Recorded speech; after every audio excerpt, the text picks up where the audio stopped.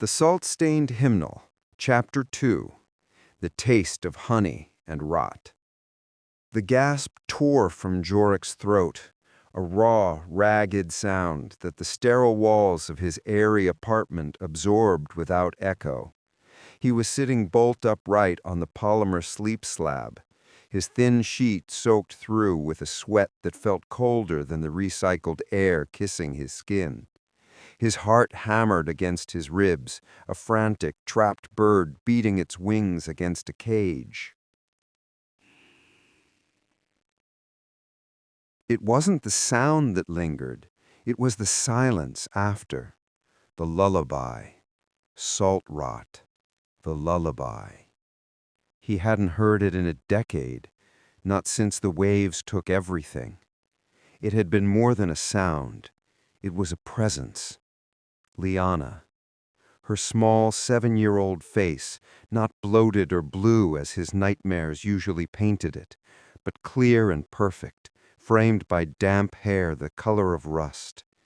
She had been standing in the grime of that gill-rack shrine, humming the little tune they had made up together, a melody of pointless, pre-deluge joy. He threw his legs over the side of the slab, planting his bare feet on the cool, seamless floor. The room was a cube of absolute purity. White walls, white ceiling, white floor, all under the harsh, shadowless glare of full-spectrum UV lighting that cycled on precisely 20 minutes ago. The air tasted of ozone and sterile filtration, the antithesis of the honey and rot stench that still clung to his memory. This was his sanctuary, his fortress of logic, and it had been breached. Pathogen, he muttered, the word a prayer of dismissal. His voice was hoarse. He pushed himself to his feet and began to pace, the motion a familiar ritual for caging his thoughts. 3 steps to the viewport, a thick pane of pre-deluge glass showing only the swirling, greasy gray of the chemical smog outside. 3 steps back to the recessed alcove where his datapad was charging. It was a neurotoxic reaction, a predictable side effect of acute spore exposure, simple biology, cause and effect. He snatched the datapad from its magnetic port. The screen flared to life, casting his gaunt face in a greasy blue light. He bypassed the BCA news feed, more grim reports on the Gamma-9 pump failure, and went straight to his suit's diagnostic logs. His fingers flew across the glass, pulling up the telemetry from his excursion into the Hymner's nest. Numbers. Data. That was the antidote. Atmospheric analysis, Sector G9, Epsilon. Particulate density, 1,478 ppm. Peak, 3,210. Biosignature, fungal, unclassified. Designation, murmuration alpha. He scrolled down, past the chemical composition, his eyes scanning for the relevant line item. There. Psychoactive agent concentration, high. Neurotoxicity class, potential 4. He felt a knot of something like triumph in his gut. A class 4 was serious. It could induce powerful, complex hallucinations. It was a textbook explanation. But then his eyes fell to the next data block, the suit's internal logs. Filtration system status, nominal. Efficiency, 99.87%. Helmet seal integrity, 100%. Internal spore count, 0.01 ppm. Joric stopped pacing. He stared at the numbers, his knuckles white where he gripped the datapad. Less than 1/100th of a part per million. Trace contamination. Barely enough to trigger a mild allergic reaction, let alone a full sensory hallucination of a dead child humming a tune known only to 2 people, one of whom was an oceanic memory. The data didn't fit the experience. The clinical explanation was falling apart.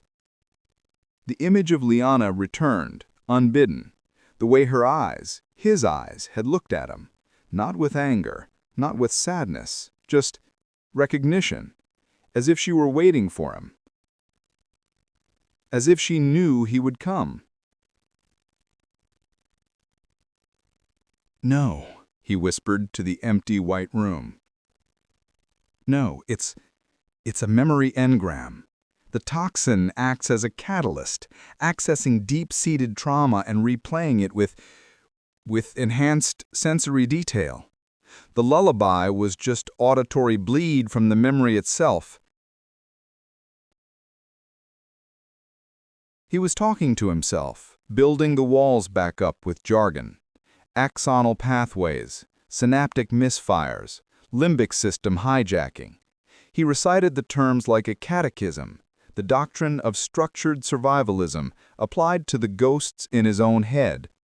There is no soul, there is only biology. There is no ghost, there is only a symptom. He had to make the report. Kalen would be expecting it. A prompt, concise, and utterly detached analysis. That was the Joric cantor the BCA paid for, the debunker, the man who rendered gods into diseases. He sat at the small fold-down desk, the datapad screen shifting to a blank document template emblazoned with the stark geometric logo of the Benthos Consolidation Authority. His fingers hovered over the glass. He began to type. The clicks were the only sound in the room, sharp and definite. 2. Commander K.R. Rask, BCA Enforcement. From F. Theologian J. Cantor. Subject: Preliminary Field Analysis, G9 Spore Event. Commander: Initial assessment of murmuration alpha spores from the containment breach in Gamma 9, subsector Epsilon, is complete. While particulate density in the affected zone was extreme, suit filtration systems performed within tolerance. The primary active agent appears to be a moderate airborne hallucinogen. I am provisionally classifying it as a Class 2, perhaps a low-grade Class 3 psychoactive. He paused, his own lie staring back at him from the screen. A Class 2. Mild disorientation, auditory distortion. He was deliberately, methodically gutting the truth of the experience, reducing its terrifying, profound power to a footnote. He did it for Kalen, to maintain his contract, to show he was unaffected and in control. But he was also doing it for himself. If he wrote it down, if he filed it as fact, then it would become fact. The alternative was unthinkable. Effects on unprotected hosts, he continued, his fingers moving faster now, finding a rhythm in the deception. Observed Hymners exhibit classic signs of hallucinogenic influence, euphoria, suggestibility, and dissociation from external reality. My own minimal, filtered exposure resulted in a brief period of auditory artifacting, consistent with low-level neurotoxin interference, nothing of tactical significance. Auditory artifacting. That's what he was calling it now. A glitch in the wetware. Not the ghost of his daughter. Not the sound that had shattered his carefully constructed nihilism. He finished the report with a sterile recommendation for upgraded filter protocols and a stronger emphasis on crowd control with non-lethal agents to avoid future breaches. It was professional. It was logical. It was a complete and utter fabrication built around a core of cold, hard data he was choosing to misinterpret. He reread the entire text once, his expression unreadable. Then, with a final, decisive tap, he hit send. A quiet chime confirmed the transmission. The file was gone, sent into the BCA's data streams, now an official part of the record. The lie was codified. Joric leaned back, the tension slowly leaving his shoulders. He had done it. He had taken the ghost and locked it in a cage of official terminology. He had stared into the abyss of his own grief and classified it as a pathogen. He powered down the datapad, plunging the room into the stark, even light of the UV lamps. For a moment, he saw his own reflection in the dark screen. A tired, hollow-eyed man, older than his years. Then, for a fraction of a second, just a flicker at the edge of his vision, the reflection wasn't his. The face was smaller, the eyes wider, the mouth set in a sad, knowing little line. The lullaby echoed not in the room, but inside his skull, a perfect, pristine note of memory and madness. He shut his eyes, but it didn't matter. The ghost was no longer in the machine. It was in him. The air in the Aerie central command was a sterile, refrigerated lie. It smelled of nothing, a processed ozonic void that scrubbed the truth of benthos from every breath. Polished white polymer floors reflected the harsh, shadowless glare of full-spectrum UV lighting, and the only sound was the low electric hum of server banks, a sterile counterpoint to the city's deep, groaning heartbeat. Joric felt the pressure change in his ears, a familiar discomfort when ascending from the damp-soaked reality of the gill racks. He was still in his field gear, the seals of his rebreather collar feeling tight and intrusive in this clean room. The fabric of his sin jumpsuit held the phantom scent of the lower levels, a ghost of honey and rot that made him a contaminant in this temple of purity. Commander Kylan Rask stood before the central holotable, his back a rigid line of contempt. He didn't turn as Joric approached. His immaculate gray uniform, with its razor-sharp creases, seemed to repel the very light of the room. He was a creature of this sterile environment, perfectly adapted to its unforgiving logic. Theologian? The word was an accusation, clipped and hard. Rask gestured with a flick of his wrist, and the holotable shimmered to life. It was a composite of a dozen low-light surveillance feeds, stitched together into a panoramic view of Cistern 7 in the Gamma-9 sector. The concrete basin, vast and weeping, was packed with a throng of damps. Their faces, usually etched with exhaustion and suspicion, were transformed. Joric zoomed in on one feed, the image grainy and flickering. A woman wept openly, her hands clasped to her chest. A man beside her, scarred and gaunt, stared with the wide, unblinking eyes of a true believer. They were all focused on a single point, a man standing knee-deep in the cistern's murky, foul-smelling water. Silas. "Your preliminary report," Rask began, his voice a low growl that vibrated through the deck plates, "mentioned localized spore clusters, minor outbreaks of the whispering sickness. You called it, and I quote, a manageable pathogenic event requiring further analysis." He finally turned, his face a mask of cold fury, his eyes like chips of gray ice. "Does this look manageable to you, Cantar?" On the main feed, Silas raised his arms. The crowd fell silent, a collective indrawn breath across the cistern. He began to hum, a low, resonant tone that the audio pickups barely registered. It wasn't a hymn Joric recognized, but it had the same hypnotic, foundational quality. As Silas hummed, a change began. Joric leaned closer, his professional curiosity warring with a cold knot of dread in his stomach. A faint luminescence, a sickly green pulse began to emanate from Silas. It spread outwards, not on the surface of the water, but through it.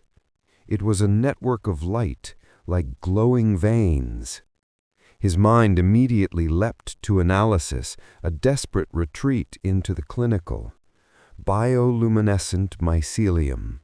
A rapid, aggressive bloom triggered by a specific frequency or chemical marker introduced by the host.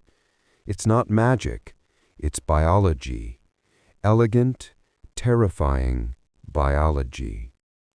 The glow intensified, shifting from the familiar green of fungal rot to a clean, brilliant silver white. The murky water around the growing network cleared, the suspended filth precipitating, sinking away. Within a minute, a vast circular section of the cistern glowed with pure light, the water within it rendered crystal clear. A collective gasp rose from the crowd, a sound of impossible hope. People surged forward, falling to their knees at the cistern's edge, cupping the glowing water in their hands, drinking deeply. They cried out not in pain, but in ecstasy. They're drinking gray water runoff laced with heavy metals and heaven knows what level of spore contamination, Joric said, his voice quiet, clinical. The mycelial network is acting as a hyper-efficient filter, yes, but it's also lacing that water with a concentrated dose of its own psychoactive agents. It's not a miracle, it's mass dosing.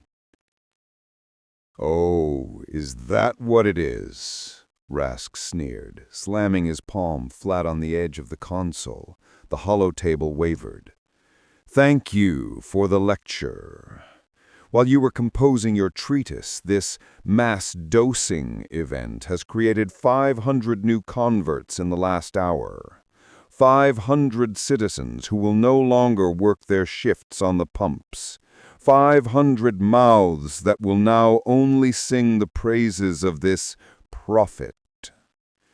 Commander, this is precisely why my work is necessary," Joric countered, forcing himself to meet Rask's glare. A full spectrum analysis of the water, of the spores, even of Silas himself, could yield a targeted counter-agent. A fungicide, something to neutralize the biological threat without... Without what? Without a mess? Rask put a step closer, his shadow falling over Joric. The air crackled with his contained violence. Your mandate was to provide the BCA with a weakness, a lie to expose, a fraud to parade. You have failed. The time for scalpels is over, Cantor. This is a rot that requires cauterization. Joric felt a chill that had nothing to do with the room's temperature. A purity patrol squadron will start a riot. You'll kill dozens, and you'll turn Silas into a martyr. His faith will spread faster than any spore you could possibly contain. It feeds on this, on despair, on brutality. Your own doctrine of structured survivalism warns against actions that destabilize the social order. I am the social order, Rask's voice echoed in the sterile chamber. He jabbed a finger at the hollow table, at the glowing, purified water. That is the enemy. It offers hope, a luxury this city cannot afford. Hope is the first symptom of systemic failure. We cut it out. We burn it out. We restore the proper order of things. Survival. He straightened up, smoothing the front of his uniform with a twitch of his fingers. The mask of command settled back over his face, colder and harder than before. Your field access is revoked. Your investigation is terminated. The words hit Joric like a physical blow. Commander, you can't! My contract! Your contract is with the Benthos Consolidation Authority, Rask said, his voice dropping to a near whisper, which was somehow more menacing than his shouting. And I am its instrument. You have proven yourself ineffective, too academic, perhaps compromised. He let that last word hang in the air. Joric thought of the shrine, of the burst of spores, of the lullaby that echoed in his memory. For a sickening moment, he wondered if Rask was right. A Purity Patrol Squadron, Fire Team Gamma, is being mobilized as we speak. Their orders are to secure Cistern 7, neutralize the primary infector, and disperse the assembly by any means necessary. Your involvement is no longer required or welcome. Rask turned his back on him again, a final absolute dismissal. Return to your assigned quarters, theologian. A guard will escort you. You are confined until I decide what to do with you. Joric stood frozen for a moment, the hum of the servers filling the silence. On the holotable, the silver-white light of the cistern pulsed gently, like a placid alien heart.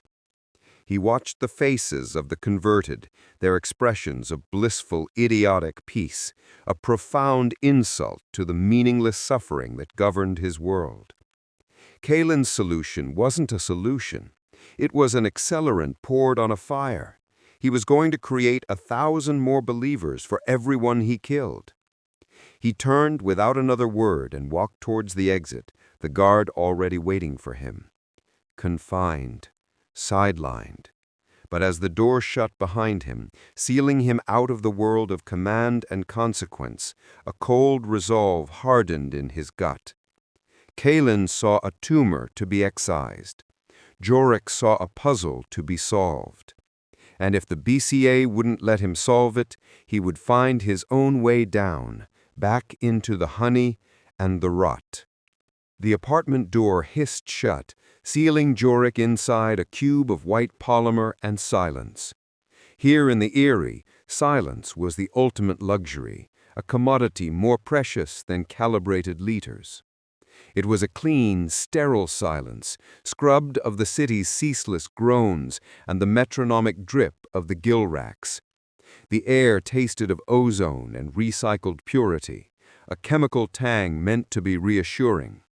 Tonight, it felt like the inside of a tomb. He stripped off the outer layers of his field gear, the fabric still damp and smelling faintly of the lower levels, that cloying, sweet perfume of fungal bloom and wet decay, honey and rot. The scent clung to his memory, a ghost in the sterile air. He ran a decontamination cycle, the harsh blue UV light flooding the small entryway, but he knew it was a futile gesture. The contamination wasn't on his clothes. A lullaby. Her lullaby. The one she'd hummed to her collection of scavenged plastic animals. The one they had made up together on a night when the storms outside seemed to shake the city to its foundations. A secret melody shared between a father and a daughter, lost to the depths. A melody a random pathogen could not possibly know. His breath hitched. Salt rot. He opened his eyes. The hologram of his smiling child a silent accusation. With a curse, he snatched the data slate from the counter. Kalen's message filled the screen. Priority, Theologist Cantor, Ref, Gamma 9 Cistern 4. Your preliminary assessment is received. All further on-site investigation by your office is hereby countermanded. BCA Purity Task Force Delta will sanitize the sector at 0600. Your role is complete. Acknowledge and confirm compliance. Rask, Commander. Sanitize. Joric knew Kalen's lexicon. Sanitize meant fire. It meant chemical dispersants that dissolved organic matter into gray slurry. It meant erasing the site, not studying it. It was the BCA's hammer, and to them, every problem was a nail. They would march in with their flamers and their sprayers, and they would burn the shrine, burn the hymners, burn the very air. They would destroy the source. They would destroy the one place he might find an answer to the impossible voice. He pictured the hymners he had seen, their faces filled with a terrifying, ecstatic peace. He had always dismissed them as fools chasing a delusion, but the thought of Kalen's purity squads descending on them, turning their sanctuary into an inferno, had stirred something in him. Not empathy, not pity, a cold, possessive fury. They were part of his puzzle. Kalen was about to smash the board before he'd even learned the rules of the game. His thumb hovered over the glowing confirmation icon. Compliance. It was the sane choice, the safe choice. Go back to his reports. File the murmuration as a Class 3 psychotropic fungus with unusual mimicry properties. Collect his cals, let the BCA burn their problems away. Retreat back into the sterile certainty of his nihilism. Light the way for me. The phantom whisper coiled in his ear, as clear as if Liana were standing right behind him. His heart hammered against his ribs. A cold sweat broke out on his forehead. This wasn't about a god anymore. This wasn't about debunking another pathetic cult clinging to hope in a drowned world. He had built a fortress around the memory of his family, a fortress of cold logic and empirical fact. And this thing in the deep, had reached through the walls and touched him. It had used his daughter's voice as a key. It was an act of violation, an act of war. He would not let Kalen bury the truth under a layer of ash and chemicals. He needed to know. He needed to stand in front of the entity that had stolen his daughter's lullaby and force it to show its face. He had to know if it was a disease to be purged, a ghost to be exorcised, or something else. The fear of that third option was a cold, sharp blade twisting in his gut. The fear that his entire worldview was a lie he'd told himself to survive. But the need to know was greater. With a decisive flick of his thumb, Joric didn't confirm compliance. He swiped the message into the trash archive. The orange light vanished. The order was gone. He was off the leash. The silence in the apartment now felt different. It was no longer sterile. It was the held breath before a plunge. With a surge of purpose that felt both terrifying and liberating, he turned from the hologram, leaving his ghost family to smile into the empty air. He walked to the gear locker in the wall, the panel sliding open with a soft hiss. Inside hung his real equipment, not the sanitized BCA issue kit, but his own worn, scarred gear from 100 descents into the city's forgotten corners. He pulled on the heavy steel-toed boots, the thick, waterproof trousers, the patched jacket with its reinforced elbows. The familiar waist was an anchor.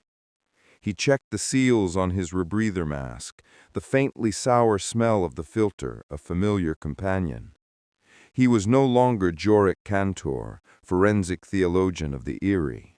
He was a man with a ghost to hunt in the drowned heart of the world, and he would let nothing and no one stand in his way. The transport cage descended with a shuddering groan, a sound of tortured metal that vibrated through the soles of Joric's boots.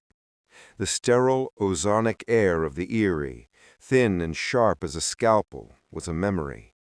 In its place, a wall of humidity slammed into him, thick and heavy as a wet shroud. It carried the scent of a world rotting from the inside out, the metallic tang of rust, the sour breath of unscrubbed air, and beneath it all, something cloyingly sweet, honey and decay, inextricably linked, the smell of the murmuration. The cage juddered to a halt. The grated door scraped open, and Joric stepped out onto a catwalk, slick with a fine, greasy mist. "Welcome to the gill racks!" His determined stride faltered for a half-second as he took it all in. This wasn't a district. It was a scar, a chaotic lattice of repurposed shipping containers and scavenged hab units clung like barnacles to the city's colossal support pillars. Catwalks like this one crisscrossed chasms of absolute darkness, their surfaces patched with rust-pocked plating and warped polymer. Above, the underbelly of a higher level wept a perpetual filthy drizzle. Below, nothing but the abyss and the deep resonant thrum of the sump pumps, the heartbeat of benthos, a slow, dying rhythm. Emergency lighting cast pools of stark orange and sickly green, reflecting off surfaces coated in iridescent slime. People moved through the gloom like ghosts, their faces pale and gaunt, their clothing a patchwork of damp-proofed fabrics. And they all stared. His sealed, high-collared BCA field jacket, the clean lines of his pack, the very way he held himself, it all screamed Aerie. It was a brand, and down here it marked him as alien, an invader. He forced himself to move, his boots making squelching sounds on the grimy metal. His mission objective was simple: find a guide, a sump diver, someone who knew the drowned arteries of this city better than the engineers who designed them. His preliminary search on the BCA net had been a dead end. The divers operated in a gray zone the authority preferred to pretend didn't exist. So he had to do this the old way, the wet way. He approached a stall cobbled together from scavenged paneling, where a woman was ladling viscous gray algae paste into chipped bowls. The smell was enough to make his stomach clench. "I'm looking for a sump diver," Joric said, his voice sounding unnaturally loud and clear in the oppressive damp. The woman didn't look up. She continued her rhythmic scooping, the paste plopping into the bowl with a wet smack. The only acknowledgement was the subtle shift in the rhythm of water dripping from a pipe overhead. He'd read about drip cant in preliminary briefs, a coded language of rhythms. He was being discussed, judged, dismissed. "I can pay," he added, a note of impatience creeping in. He held up his wrist, the screen of his data slate glowing with his Kal-Al balance. She finally paused, lifting her head. Her eyes were milky, clouded with either cataracts or resignation. "Water flows down Aerie rat, not up." She turned away, serving another customer who had been watching the exchange with a blank, pitiless expression. Salt rot. His authority, his very identity, was worthless here. Worse, it was a liability. He felt a prickle of unease, the clinical detachment he wore like armor beginning to corrode in the humid air. He was a specimen under a microscope, and the entire population of the gill racks was peering down at him. He moved on, deeper into the makeshift market. The low-frequency hum of the pumps was louder here, a constant pressure against his skull. He passed a man sharpening a blade made from a strut of salvaged metal, the screech of it setting his teeth on edge. He saw a huddle of figures in a darkened alcove, the telltale green glow of a fungal blossom illuminating their faces as they inhaled from a crude pipe. Spore dust. black market faith in powdered form. Every face that turned his way was etched with suspicion or a predatory hunger. His determined purpose was curdling into cautious vulnerability. He wasn't in control. He was an organ grinder's monkey, and he hadn't even found the organ grinder yet. He saw another potential source, a wiry man with tattooed knuckles bartering over a tray of corroded microcircuitry. He looked like he knew the score. Joric approached, keeping his voice low this time. "I need a guide for the deeps," he said, skipping the pleasantries. "I'm told divers work out of here." The man looked up, a slow, insolent appraisal that crawled over Joric's clean gear. A humorless smile touched his lips, revealing teeth stained brown. "A diver," the man rasped, his voice like grinding gears. He leaned back, projecting for the benefit of those nearby. "Aerie rat wants to take a swim. You got the gills for that, Slick?"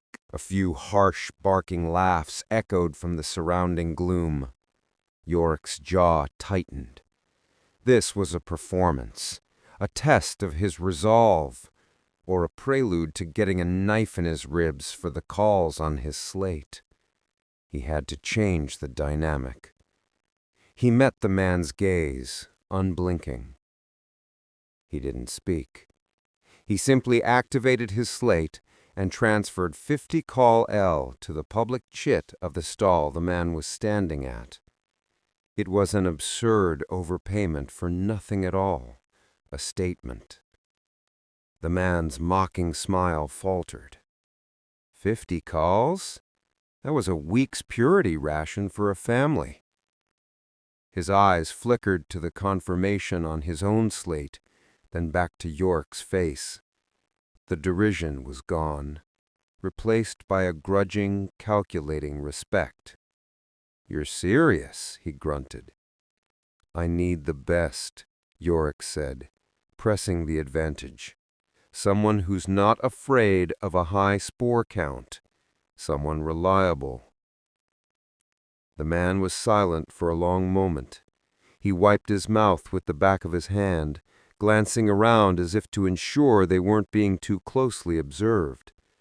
The festive air of mockery had evaporated. "You don't want reliable," the man finally said, his voice a conspiratorial rasp. "Reliable gets you dead. You want crazy. You want someone who the bloom itself spits back out." "And who would that be?" Joric asked, his pulse quickening. "Moro Cade." The name was spoken like a curse. "She's got more salt in her veins than water. Takes any job if the price is right. Any. Where do I find her?" The man gestured with his chin towards a narrow, dripping passage at the far end of the market, one that seemed to lead directly into the groaning heart of the pump station. Dreg's End. It's a sump hole that calls itself a bar. She crawls in there between dives. But a word of advice, Slick. Moro doesn't like BCA. Hates 'em. And she can smell an Aerie rat's fear a mile away.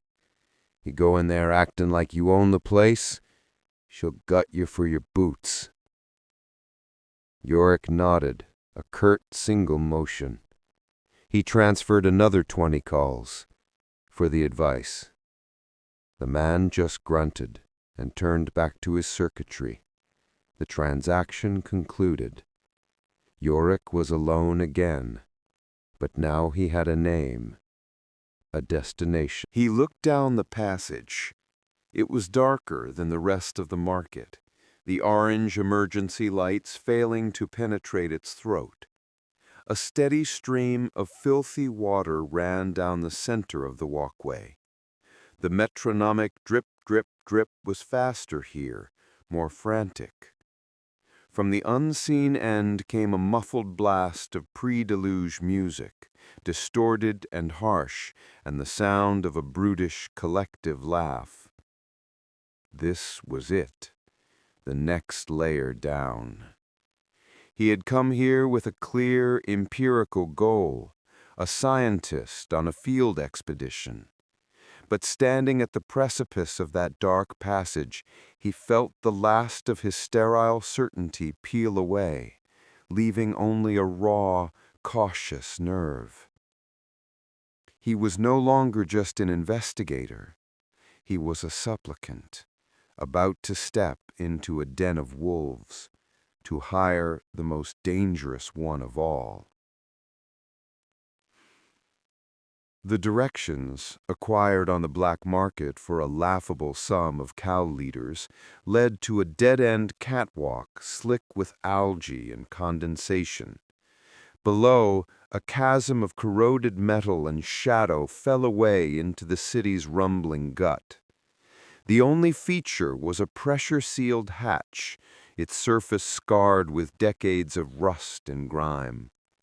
A single, crudely painted glyph, a stylized nautilus shell, marked it as the right place. Joric's knuckles rapped against the cold steel, the sound swallowed by the metronomic drip of water from the level above and the deep, resonant groan of benthos shifting on its foundations. Nothing. He was about to knock again, a flicker of Aerie-bred impatience rising in his throat, when the hatch hissed open with a pneumatic sigh, venting a gust of air thick with the scent of ozone, heated polymers, and bitter solvents. A woman stood silhouetted against the harsh orange light of a single work lamp within. She was shorter than he'd expected, wiry, with oil-stained coveralls cinched tight at her waist. Her face was a sharp collection of angles, framed by dark hair pulled back in a severe, practical knot. Scars, thin and white as threads, mapped one side of her jaw. She didn't speak. She just watched him, one hand resting on the hilt of a salvage tool that looked suspiciously like a weapon. "I'm looking for more okayed," Joric said, his voice feeling too clean, too precise for this place. The woman's eyes, dark and utterly devoid of warmth, raked over him, from his synth-fiber coat that wicked away the perpetual damp to the clean soles of his boots. He was an anomaly here, a pure, an invasive species. "Keep looking," she clipped and began to close the hatch. "Wait," Joric said, his hand shooting out to stop the heavy door. It was an impulsive move, a desperate one. The memory of his daughter's face superimposed over his own in the data slate's reflection was still a fresh wound in his mind. Leela. The name was a silent scream behind his teeth. "I was told you guide people. Off-grid." The woman, Morrow, stopped pushing. Her gaze flicked to his hand on the hatch, then back to his face.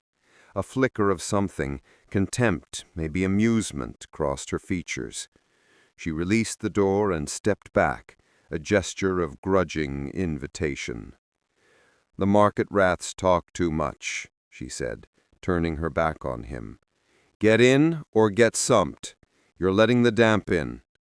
Joric stepped through the hatch into a space that was part workshop, part tomb for forgotten technology.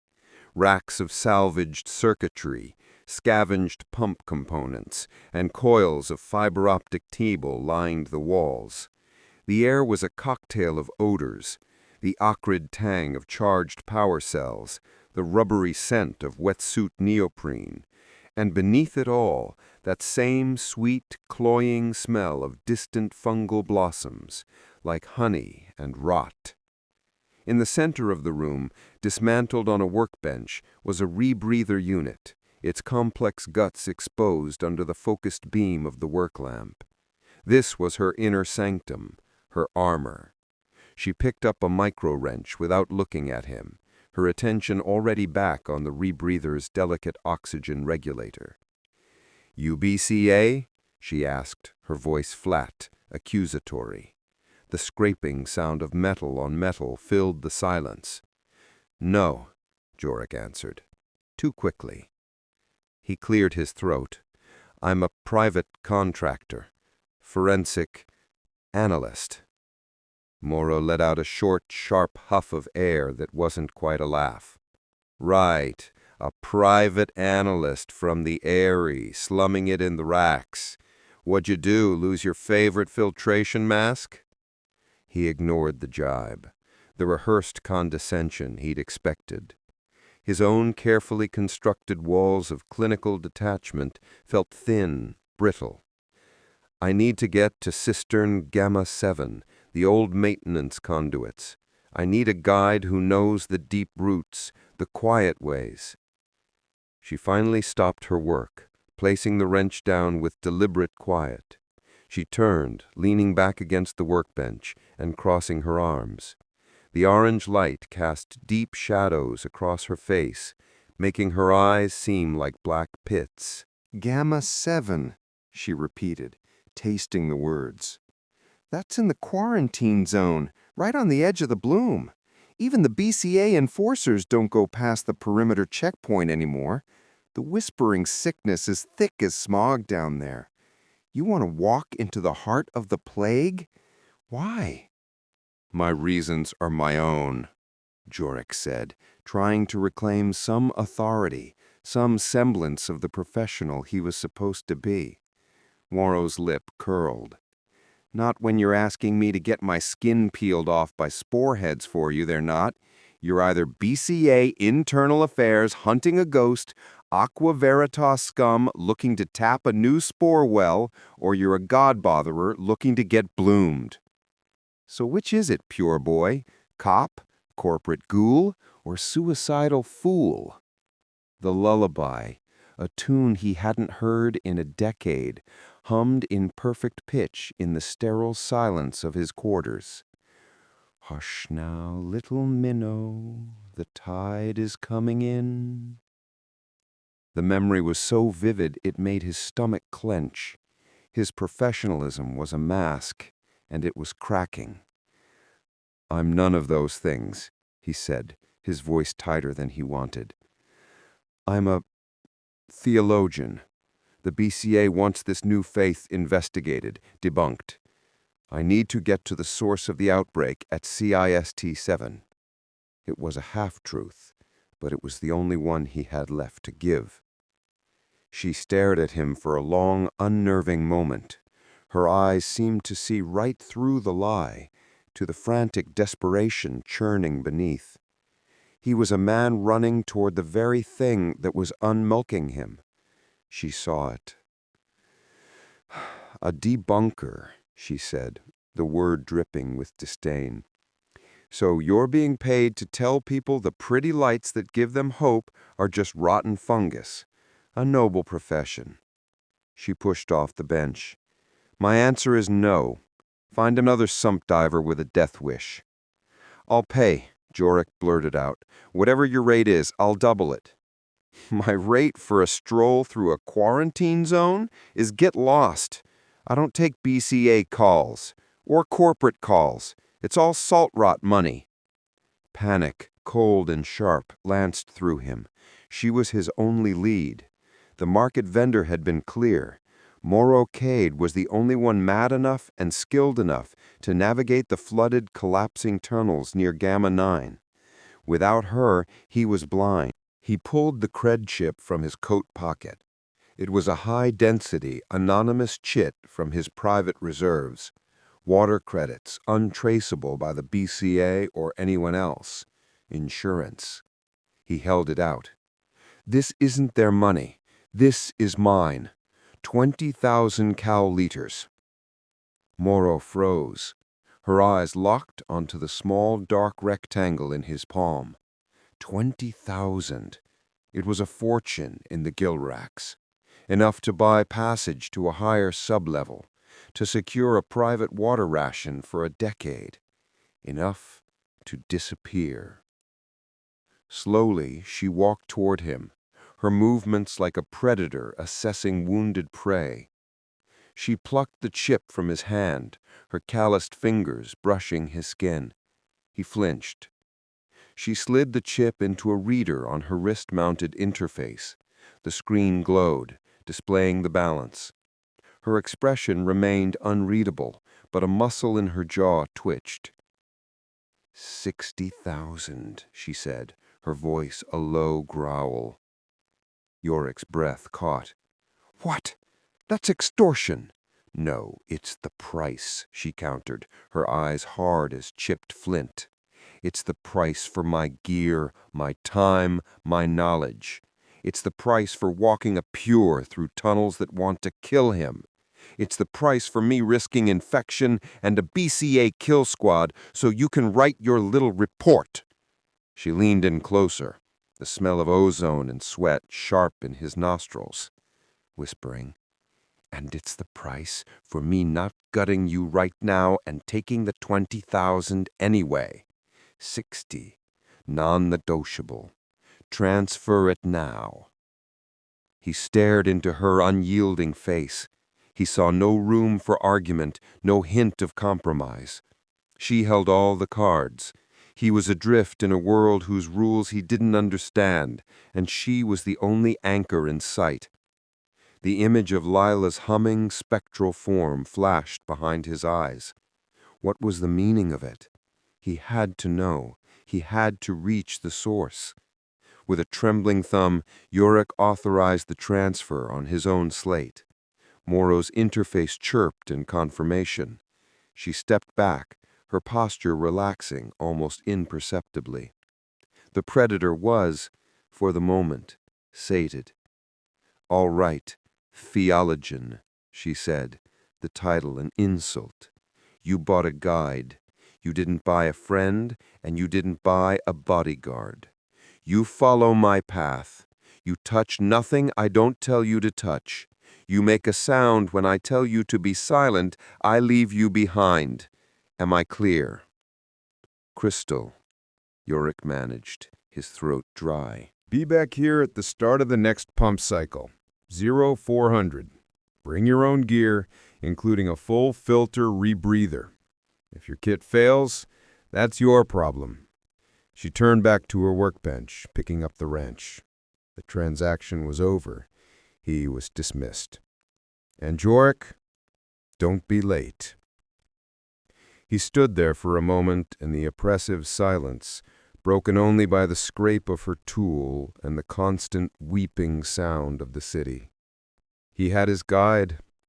He had paid a king's ransom for a path into hell, led by a woman who would sooner see him dead than safe. He turned and stepped back out onto the slick catwalk, the hatch hissing shut behind him like a final metallic judgment. The world Morrow Cade called home was a symphony of decay. Every sound echoed with a wet, percussive finality. The metronomic drip of condensation from a sweating pipe overhead was the snare drum. The deep, resonant groan of a stressed support column miles away was the bass line. The low, city-wide hum of the water pumps, the heartbeat, was the endless, oppressive drone beneath it all. Joric hated it. He hated the way the sounds clung to the damp air, refusing to dissipate, burrowing into his skull like parasitic worms. He followed her, a compact shadow moving with an unnerving fluid economy. Morrow never wasted emotion. Her worn, patched boots found purchase on rust-scaled catwalks and slick, algae-furred pipes with a certainty that felt like an accusation. Every step she took was silent. Every step he took in his pristine BCA issue and Viro suit was a cacophony of scuffs, clicks, and the crinkle of polymer. "You sound like a bag of broken parts," she said without turning, her voice flat and stripped of inflection, yet carrying effortlessly in the enclosed service tunnel. "Everything down here that isn't rust or rot hunts by sound." My gear is standard for a level 4 contaminant zone, Joric replied, his own voice sounding thin and sterile through his helmet's external speaker. He was trying for authority, for the detached tone of a client stating a fact. It came out as defensive. A contaminant zone. She finally stopped, turning at the junction of two decaying catwalks that stretched over a chasm of absolute black. Faint, greasy green light from a pulsating sheet of mycelium on a far wall illuminated the water-slicked planes of her face. You Aerie types and your neat little labels. This isn't a zone. It's just what's left. The rest is the contaminant. Joric didn't grace that with a response. His gaze was fixed on the fungal sheet. It pulsed with a slow, sickly rhythm like a diseased lung. The air here was thick with its scent, a cloying sweetness that reminded him of honeyed milk left out to spoil. It was the smell from the Hymnal shrine, the smell that had preceded the vision of his daughter. He felt a phantom itch behind his eyes, a psychosomatic twitch he refused to acknowledge. "This way," Morrow said, gesturing with her chin down a narrower, darker path. "BCA patrols stick to the main arteries. They don't like getting their boots wet." Joric bristled at the jab. "I'm here to do a job, Cade, not for a tour of the local squalor." "Is that what this is to you? Squalor?" She took a step toward him, her eyes catching the orange emergency light from further down the tunnel. They were dark, pragmatic, and held no fear. "This is the machine that keeps your sterile little spire from sinking into the salt. This rust, this rot, it's the price. You just get to live far enough away that you don't have to smell it. Usually." She turned and proceeded down the catwalk without waiting for him. Joric followed, his jaw tight. He hated her fatalism, the easy acceptance of this living hell. It was an intellectual surrender. For him, this was all just a system in failure, a series of equations with a negative sum. It was entropy, predictable and meaningless. There was no grand purpose in the decay, no lesson in the rust. Morrow's attitude felt like a form of worship in itself, a faith in hopelessness he found just as offensive as the Hymnal's belief in their fungal god. He focused on his analysis, his mind retreating to the safety of clinical observation. The fungal growths here were different.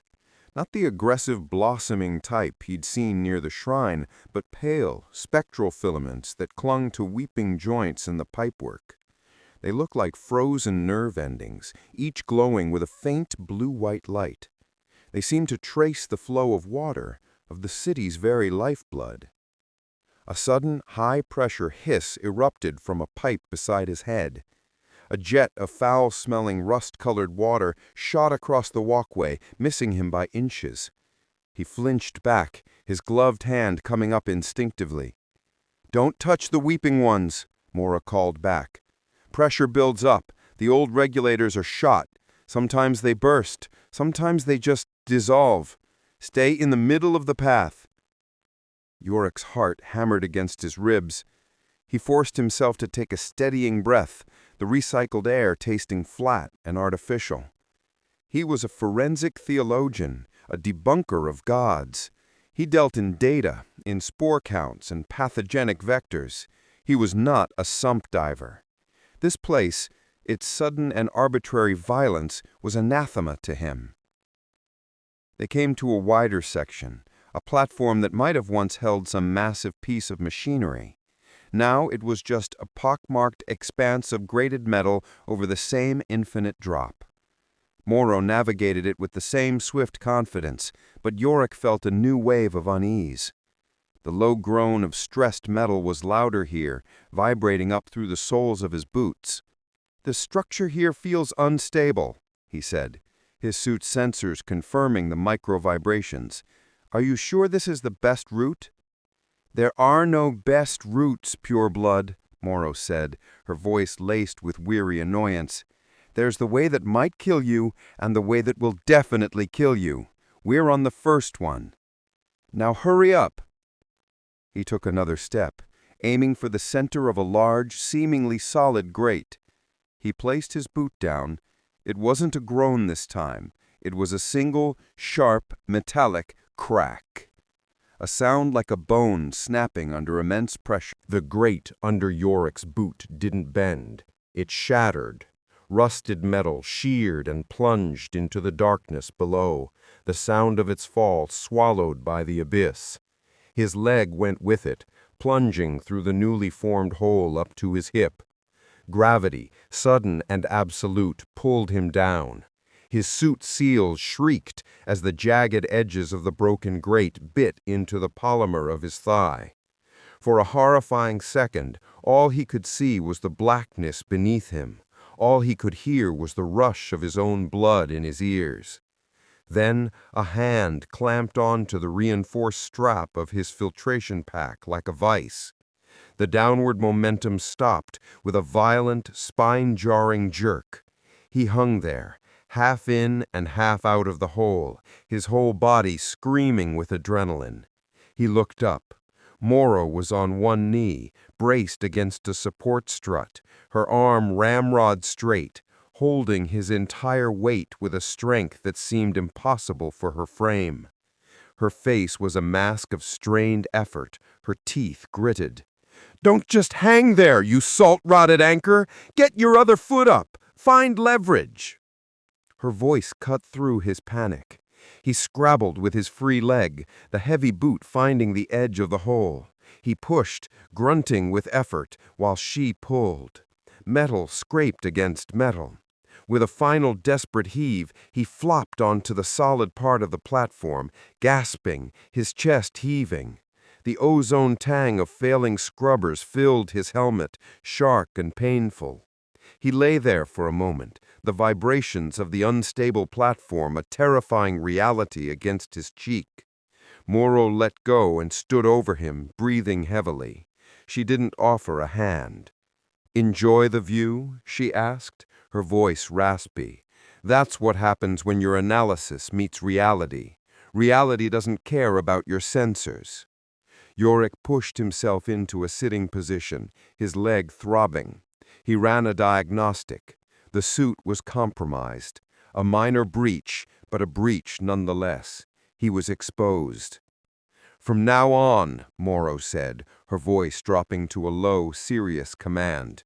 "You don't think, you don't analyze, you don't speak. You watch where I step. You put your feet exactly where my feet were. Exactly.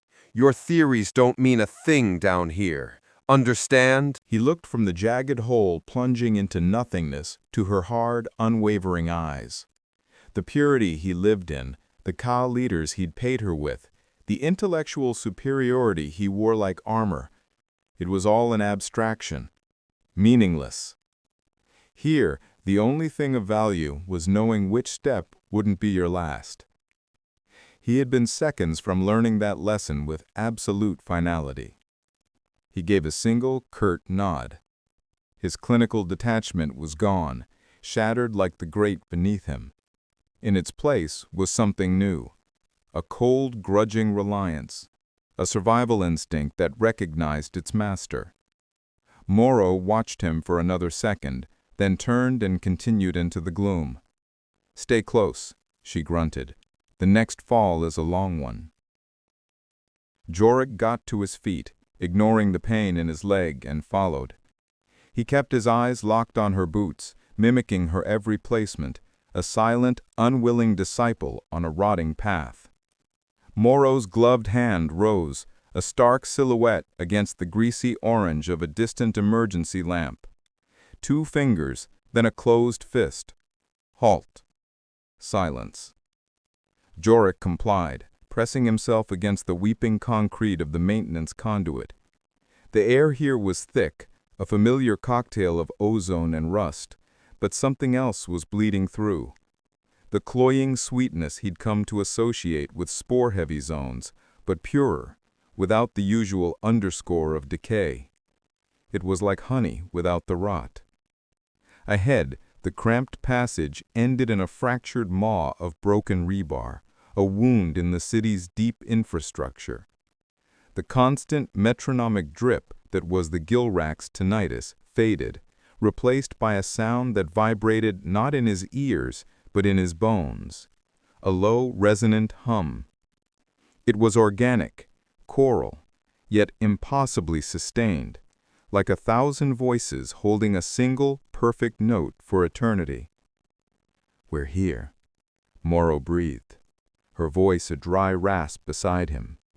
"The Overlook. Keep your head down. They don't like being watched." Joric's heart hammered a frantic, arrhythmic counterpoint to the city's steady heartbeat pump far below. He expected a madhouse, desperate damps driven to frenzy by hypoxia and hallucinogens, a writhing pit of squalor and false hope. That was the pattern. He debunked a dozen just like it. Pathogen, mass hysteria, environmental trigger. The formula was as reliable as gravity. He slid past her, his boots making no sound on the slime-slicked floor, and peered through the jagged opening. And the formula shattered. The conduit opened into a vast, cavernous space that dwarfed any chamber he had seen in the mid-levels. It was the housing for Cistern 7, one of the great pre-deluge water reservoirs, a concrete cathedral built for a world that had drowned in its own hubris. But the scene below was not one of decay. It was one of impossible, terrifying renewal. Below, hundreds of people stood or knelt in concentric circles, not a mob, but a congregation. Their faces, upturned and illuminated by a soft internal light, were masks of serene ecstasy. No one shouted, no one writhed. They were utterly still, lost in the choral hum that emanated from the very air around them. The scent of sweet fungus was clean, almost floral, and the air itself felt fresh, a concept so alien in benthos it was momentarily dizzying. He checked the readouts on his wrist interface. Oxygen levels were 20% higher than the Gilrac standard. Nitrogen scrubbed clean. Impossible. His gaze was drawn to the center of the cavern, the cistern itself. A colossal circular tank of reinforced plasteel, 50 meters across. Its lid was gone, peeled back like a can. And the water. "Salt rot," Joric whispered, the curse leaving his lips before he could form a coherent thought. He had seen the schematics. Cistern 7 was fed by tertiary runoff, a stagnant soup of heavy metals, chemical slurry, and biological waste. It should have been a black, viscous mirror. Instead, the water was crystal clear, not just filtered, but pristine. He could see the rusted ladder rungs descending into its depths, see the very bottom of the tank, an unheard-of clarity. There were no pumps whining, no chemical injectors hissing, no sign of the brute force technology Aqua Veritas used to make sludge potable. There was nothing, just pure water. And the light. It came from the walls. The cavern's crumbling concrete was laced with a vast, intricate network of mycelium. It wasn't the cancerous, sickly green bloom he was used to seeing. This was different. Thick, rope-like strands pulsed with a soft, warm, bluish-white light, their patterns like the veins on a leaf or the neural pathways of a brain. They wrapped around failing support columns, sealing cracks, reinforcing the entire structure. The fungus wasn't just growing on the decay, it was consuming it, replacing it with something strong and alive. The light waxed and waned in perfect time with the choral hum, the entire cavern breathing as a single organism. "I've seen Hymner shrines," Morrow said, her voice tight with a tension that bordered on reverence. "Spore blossoms on a wall, a puddle that glows.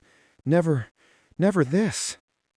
Joric's mind, his greatest tool and shield, was failing him. He was a forensic theologian. He deconstructed faith into its constituent parts: desperation, biology, chemistry. He found the gas leak that caused visions of angels, the neurotoxin in the water that made a prophet speak in tongues. But this had no parts. It was a holistic, systemic violation of his reality. Structural reinforcement? Atmospheric processing? Water purification on a massive scale? This wasn't a random mutation. It wasn't a disease. This was engineering. He scanned the crowd, his analytical gaze trying to regain its footing. Most were damps, their patched jumpsuits and worn faces a familiar sight. But among them were others, hymners, their skin showing the faint silvery sheen of early-stage infection. And a very few, were the bloomed. They stood motionless, their features smoothed over, their entire bodies draped in the living, glowing mycelium. They were no longer human. They were statues of fungal matter, nodes in the network, and the source of the most intense light. The hum intensified slightly, and a collective sigh passed through the congregation. A woman near the cistern's edge dipped a cup into the crystalline water and drank deeply, her eyes closing in bliss. No hesitation, no fear of contamination. A suicidal act anywhere else in Benthos. Here, it was communion. The memory of the night before slammed into him with physical force. His daughter, a phantom in his sterile quarters, humming the lullaby only they knew. The tune seemed to echo now in the choral drone of the cavern. The sweet scent of the fungus was the scent he had smelled in his hallucination. It wasn't a random neurological misfire. It was a signal, a message. The fungus had reached into his head, plucked a memory from the deepest, most guarded part of his soul, and played it back to him. The world he had built upon the bedrock of meaninglessness, the world that allowed him to survive his family's death, was fracturing. The tense anticipation he had felt in the tunnel was gone, replaced by an emotion he hadn't felt since he was a child, looking at the pre-deluge sky in a data slate. Awe. It was profound, and it was the most terrifying thing he had ever experienced. His hand went to the satchel at his hip, his fingers closing around the cold, hard cylinder of a sterile sample collector. The motion was instinct, the muscle memory of his profession, a lifeline in the churning sea of his thoughts. He could not accept this. To accept it was to accept that his daughter's ghost was real, to accept that his family's death in the deluge might not have been a random, cruel act of nature. And that was a fear far greater than any sporehead cult. He had to find the lie. He had to find the wires, the pipes, the pathogen. He had to tear this beautiful, beatific scene apart until it was just another pathetic symptom of decay. He turned to Morrow, his face a mask of clinical resolve he did not feel. "I'm going down there." Morrow looked from the serene, glowing congregation to him, her eyes wide with disbelief. "You're what? No, absolutely not. That's not a shrine, Joric. That's a nest." "I need a water sample," he insisted, his voice tight, "and a tissue sample from the mycelia wall, untouched." Her expression hardened, the brief moment of awe replaced by a sump diver's pragmatism. "You go down there, you don't come back. You breathe that air unfiltered, you'll be singing with them by the time the water levels rise. Your cows aren't worth that." Joric looked back at the impossible cistern, at the glowing, living cathedral built from rot. He saw the face of the woman drinking the pure water, an expression of peace he hadn't seen on a human face in his entire life. He thought of his daughter's hum. He had to know. He had to prove it was a trick. because if it wasn't, then everything he was, everything he had ever believed, was a lie far greater than any god's. The perch was precarious, a rust-eaten ventilation duct slicked with generations of condensation. Below, in the cavernous space around Cistern 7, the congregation swayed. They weren't a crowd, they were a single breathing organism. A tide of damp-stained rags and pale, upturned faces, all fixed on the source of the low, resonant hum that wasn't quite music.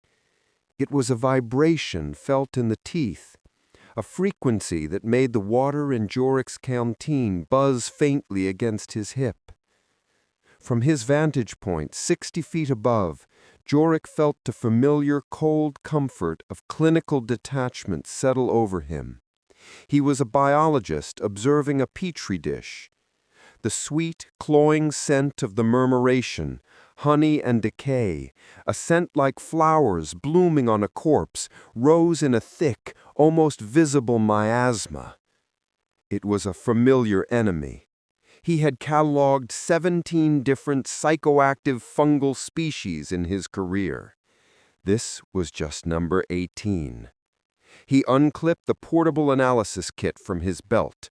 The casing was scarred, pre-deluge polymer worn smooth by his own anxious hands, but the delicate machinery within was pristine, his one true article of faith. He flicked a switch, and the device gave a low, reassuring whir. A sterile collection nozzle extended with a soft hiss. "All right, you beautiful lie," he muttered. His voice was a dry rasp in the humid air. "Let's see what you're made of." He aimed the nozzle at the densest part of the shimmering air below and initiated the atmospheric intake. The pack hummed, drawing in a sample of the spore-saturated atmosphere. Inside the sealed chamber, microspectrometers and chromatographs would now be doing their sacred work, breaking the sublime down into its constituent, meaningless parts. God into grammar. He watched the progress bar crawl across his wrist-mounted slate, the cool green light a familiar comfort in the oppressive gloom of the gill racks. He expected the usual signatures: particulate matter from corroded metal, high H2S from failing scrubbers, and of course the specific protein markers of the fungal vector. He had a baseline profile from the gamma-9 samples. This was just about confirming concentration levels, mapping the spread. The slate chimed. The data streamed in. And Joric frowned. He scrolled through the initial report. Humidity, 98%. Corrosives, elevated. Standard. Then he reached the biologicals, and the neat columns of data dissolved into nonsense. The primary airborne particulate was flagged, as expected. Genus, murmurans, provisional. But the compositional analysis, it was wrong. Utterly, fundamentally wrong.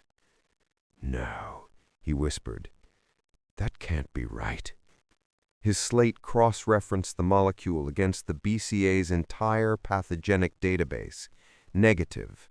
It then ran it against every known organic compound. The results that came back were a paradox.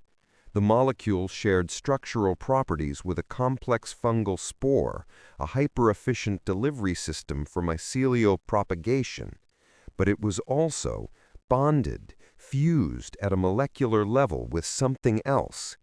The slate flagged the secondary compounds with blinking red uncertainty tags: C8 hydrogen nitrite, C10 H12N2O, serotonin, dopamine, human neurotransmitters.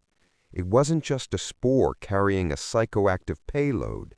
The report suggested the spore was the payload, a single chimeric particle that registered to his sensors as both pathogenic fungus and pure, distilled human emotion. "Contamination," he breathed, the word tasting like ash. My suit's filter must have bled, samples tainted. It was the only logical explanation, his logic, the only thing holding the world together. He initiated a system purge, his movements suddenly sharp, angry. The pack whirred, cycling its tiny chambers with cleansing ozone. While it worked, he deployed the drone. A tiny, dragonfly-like mechanism unfolded from the side of the kit. With a flick of his thumb, it buzzed to life, its fiber-optic wings a blur, and darted down into the cavern. He piloted it remotely, the view on his slate a dizzying descent towards the cistern. He saw the upturned faces, eyes wide and unfocused, pupils dilated. They drank from cupped hands, scooping water directly from the reservoir, a death sentence in any other part of Benthos. The drone dipped low, its capillary siphon piercing the surface of the water for a fraction of a second before banking hard and rocketing back towards the duct. It clicked back into its housing. A vial no bigger than his thumbnail was full of the cistern's water. Joric's hands were steady as he transferred the sample into the pack's hydrology unit. Water was absolute. It didn't lie. Its purity, or lack thereof, was the fundamental equation of life in this drowned world. He would get a reading of heavy metals, bacterial colonies, probably traces of the same impossible spore. A hard, quantifiable number to anchor him. The analysis was faster this time. The slate chimed again, a sound that now felt sharp, accusatory. He stared at the number on the screen.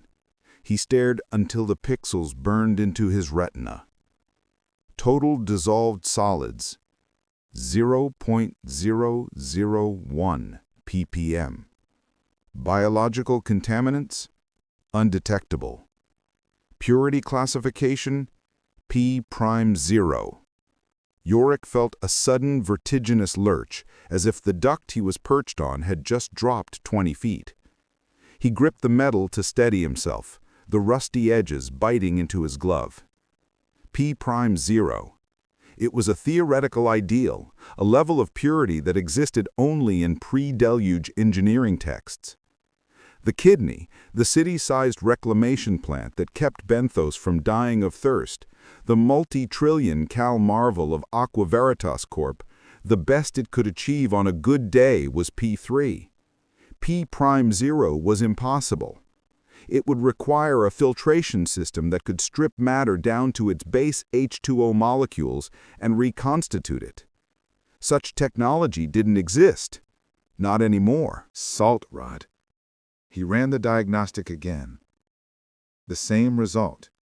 He recalibrated the sensors, flushing the system with his own precious Aerie-grade water from his canteen as a control.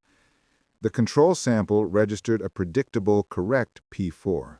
He ran the cistern sample a third time, P'0, P'0. The word miracle tried to form in his mind, and he crushed it with a spike of cold fury. Miracles were the currency of charlatans. There were only phenomena for which data was not yet available. But this was not a lack of data. This was impossible data, a scientific contradiction, an equation that resolved to madness. The airborne spores were a biological paradox, and the water was a violation of physics. His tools weren't failing, they were screaming a truth his mind refused to accept.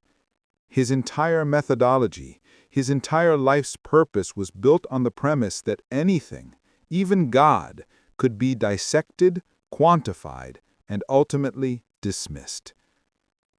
He was Joric Cantor, the man who weighed souls and found them wanting.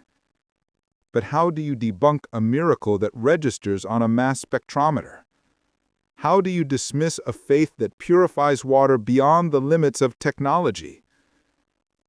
He shut the pack down with a savage snap. The comforting whir died, leaving only the oppressive humidity and the ceaseless, resonant hum of the hymners below. He looked down at them again. The sweet, rotting scent of the fungus filled his lungs, and for the first time, it didn't smell like a pathogen. It smelled like a question aimed directly at the hollow space where his own faith used to be. The humming from the crowd seemed to swell, to cohere, and for a terrifying, lucid second, the low drone sounded like a lullaby. A lullaby his wife used to sing to their daughter. He recoiled, scrambling back from the edge of the duct, his heart hammering against his ribs. It was the spores, it had to be. A simple auditory hallucination, a trick of chemistry and grief. But the certainty was gone. His intellectual foundation, the bedrock of his nihilism, had fractured. All his instruments had done was show him the precise, undeniable, impossible shape of a god, and it was laughing at him. The air in the cavernous basin of Cyst 7 was thick enough to drink. It tasted of wet rust, ozone from a nearby arcing conduit, and that omnipresent sickly sweet perfume of fungal bloom, like honey left to fester in a grave. A low, continuous hum vibrated up through the soles of Joric's boots, not the city's deep metronomic heartbeat, but a chorus of human throats. Dozens of hymners, the sump-tainted faithful, stood in the greasy blue-green twilight, cast by veins of murmur fungus crawling up the weeping ferrocrete walls. They swayed in unison, their eyes closed, their faces masks of placid ecstasy. Joric kept his distance, huddled near a corroded ladder with Morrow. His gaze was fixed on the data slate in his hand, its orange diagnostic light painting his scowl in stark relief. The atmospheric spore sampler was going haywire. Particulate counts were off the charts, but the biosignature was unstable, flickering between known pathogenic hallucinogens and something else, something coherent. It was like trying to analyze the chemical composition of a word being whispered in his ear. "Salt rot," he muttered, tapping the screen uselessly. That humidity had already beaded on its surface. The readings are a mess. It's like the spores are actively scrambling the sensors. Morrow, leaning against the ladder with her arms crossed, didn't even glance at his slate. Her eyes, sharp and restless, scanned the crowd. Or your high-purity tech wasn't built for this much filth. They're just singing contour. Leave 'em be. "It's not singing," Joric corrected, his voice tight with frustration. "It's resonant frequency generation. They're creating a feedback loop. The vibrations agitate the mycelium, encouraging spore release, which in turn deepens their trance state. It's a self-perpetuating biological engine." He was talking to himself as much as to her, trying to nail the phenomenon to a board of cold, hard logic. "Right, an engine," Morrow said, her tone flat. "Stay dry." He ignored her. His focus was a man who stood at the center of the swaying congregation. He wasn't humming. He was perfectly still, watching the water that pooled at the cistern's center, a dark mirror reflecting the fungal glow. This had to be him. Silas. As if summoned by the thought, a change rippled through the hymners. The humming softened, and a pathway silently opened in the crowd. It was an unnervingly fluid motion, like a school of fish parting for a predator. But the man who walked through the gap was no predator. He was slight of build, dressed in the same patched synth weaves as the others, his bare feet silent on the slick floor. His face was unremarkable save for his eyes, which were a pale, washed-out gray, and held a look of profound, weary compassion. He walked directly toward Joric. Morrow tensed, her hand instinctively dropping to the haft of the pry bar at her belt. Joric held up a hand to stop her, his own heart giving a clinical, unwelcome thump against his ribs. Observe, analyze, do not engage emotionally. The prophet, the first hymner, stopped a few feet away. The sweet, cloying scent of the murmur seemed to intensify in his presence. He didn't look at Joric's slate or his BCA-stamped gear. He looked at his face, and his expression was one of overwhelming pity.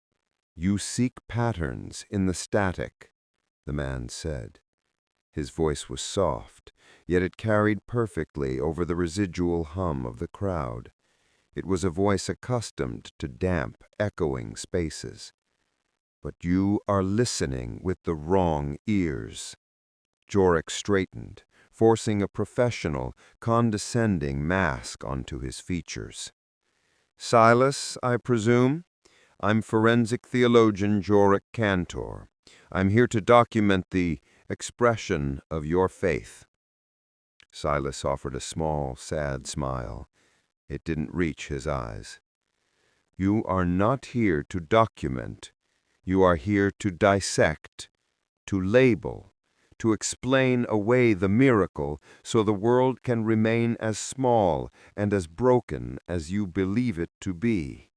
The accuracy of the statement was a slap. Joric's jaw tightened.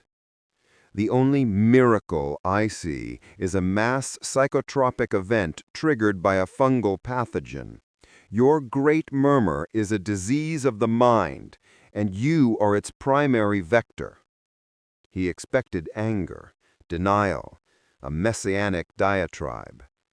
Instead, Silas's gaze drifted past him, toward the dark, shimmering water pooled in the cistern. "This water, the authority calls it a poison, a threat. They build walls to hold it back, pumps to cast it out. They fear the deluge that has already come and gone. They do not understand the gift." "The gift?" I scoffed, a humorless bark of a laugh. "The gift is mutation, sickness, and the loss of rational thought." "No," Silas said, his pale eyes returning to Joric's, and their intensity was a physical force. "The gift is reunion. The water holds every voice that was ever lost to it, every tear, every last breath. It remembers. The murmur is its memory, given form. It does not take, it gathers." Joric felt a chill that had nothing to do with the damp air. The hallucination of his daughter, her soft, innocent humming, flickered at the edge of his consciousness. He shoved it down, a reflex born of years of practice. Psychological manipulation. He's using generic comforting metaphors to appeal to the grief-stricken. Classic charlatan playbook. "That's a beautiful sentiment," Joric said, his voice dripping with acid. "But it doesn't change the biological reality. Your followers are dying. Their individuality is being eroded by a parasitic organism that offers a comforting lie in exchange for their nervous systems." For the first time, Silas's placid expression tightened just a fraction. The look of pity deepened into something that felt horribly like genuine pain. He took a half-step closer, and the hummer's humming rose in pitch, a subtle, anxious drone.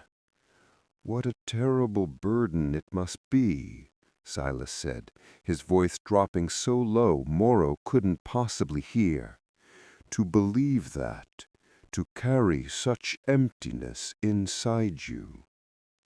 Joric flinched as if struck. "I carry nothing." "Don't you?" Silas's eyes seemed to look straight through Joric's skull, past the cynical theologian, past the BCA contractor, and into the raw, hollowed-out wound he had guarded his entire adult life. The air grew heavy, pressing in, The sweet smell of rot was suddenly suffocating.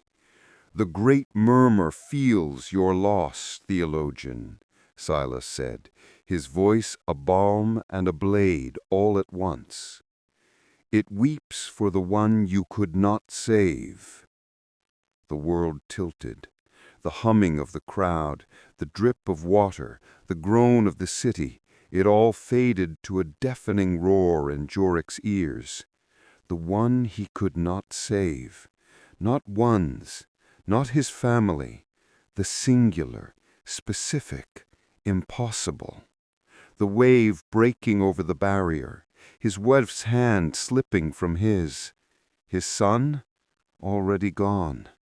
But his daughter, his little Lily, her small hand in his, her face tilted up at him, trusting him, even as the water pulled her away. He couldn't breathe. His data slate felt like it weighed 1,000 kilos. His scientific certainty, the bedrock of his existence, fractured into a million pieces. How? How could he know that? How could this thing know the specific shape of his guilt? The private, ugly truth that in the final moment he hadn't been mourning his whole family, but the one small hand that he had failed to hold on to. Silas simply held his gaze for a second longer, his expression one of infinite, unbearable sorrow. He gave a slight nod, a gesture of confirmation, not of triumph. Then he turned and walked back the way he came. The path in the crowd closed behind him, as if he had never been there, the rhythmic humming swelling once more to fill the void he left behind. Joric stood frozen, the data slate trembling in his grip. The objective, clinical distance was gone, annihilated. The phenomenon had reached out of the petri dish and put a cold finger on his soul.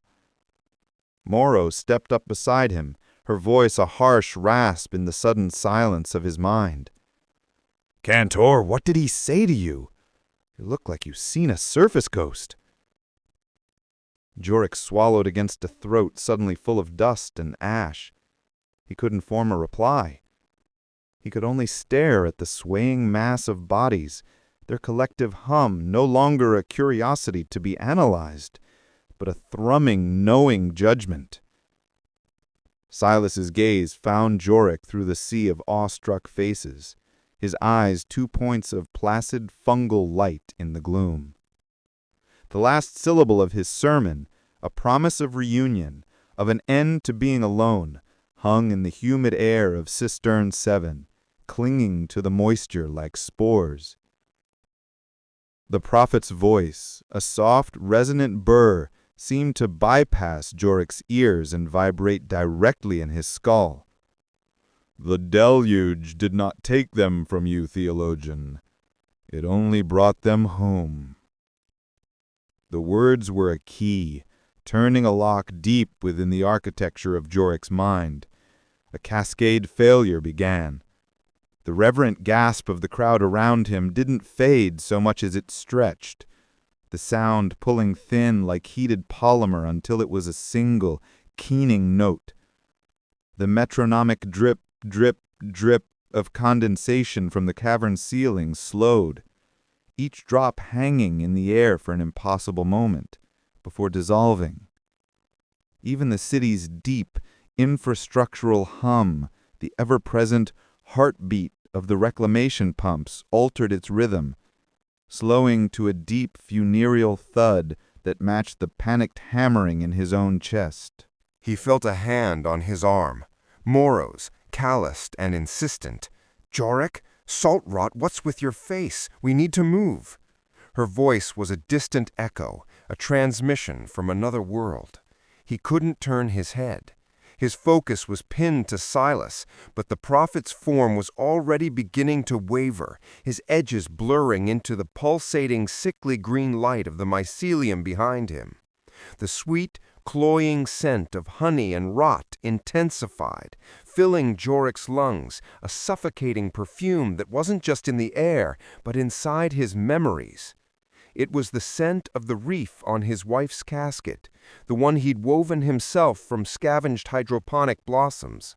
A pointless gesture in a world without graves. Pathogen, his training screamed at him. A targeted psychotropic agent. The spores are rewriting my sensory input. This is a chemical attack, not a revelation. But the analysis was a flimsy shield against the tidal wave of sensation. The light from the fungal walls flared, a blinding sheet of emerald and azure that bleached the world white. The crowd, Moro, Silas, they were gone. The cistern itself dissolved. The groaning metal, the weeping concrete, the assembled mass of desperate humanity, all of it vanished, subsumed by the light. When his vision resolved, he was still in the cavern, but it was different, transfigured. The dripping had stopped. The air was still and silent, holding no trace of ozone or decay. The mycelial network that coated the walls pulsed with a soft, warm light, like 1,000 captured fireflies breathing in unison. And he was alone. Almost alone. From behind a thick, pulsating curtain of luminous fungus, a figure stepped out. A small girl, no older than 7. She wore a simple dress, the color of a sky he hadn't seen since childhood. A blue so pure it hurt to look at. Her feet were bare, yet impossibly clean, not a speck of rust or grime on her skin. Her dark hair was cut in a familiar, slightly uneven bob. He remembered doing it himself with a pair of sanitized shears. On her left knee was a tiny, silvery scar, shaped like a crescent moon from a fall she'd taken on a graded catwalk in their old hab unit. His breath hitched. His lungs seized. Tryptamine analog, his mind insisted, a desperate mantra against the impossible. Indole hallucinogen, the network is sampling my memories via biofeedback and projecting a tailored stimulus. But his heart didn't understand the language of chemistry. It only understood the sight of his daughter. "Liana," he breathed, the name a shard of glass in his throat. It was the first time he had spoken it aloud in years. It was a name that belonged to the dead, a name that was taboo. The girl smiled, a sad, knowing expression that didn't belong on a child's face.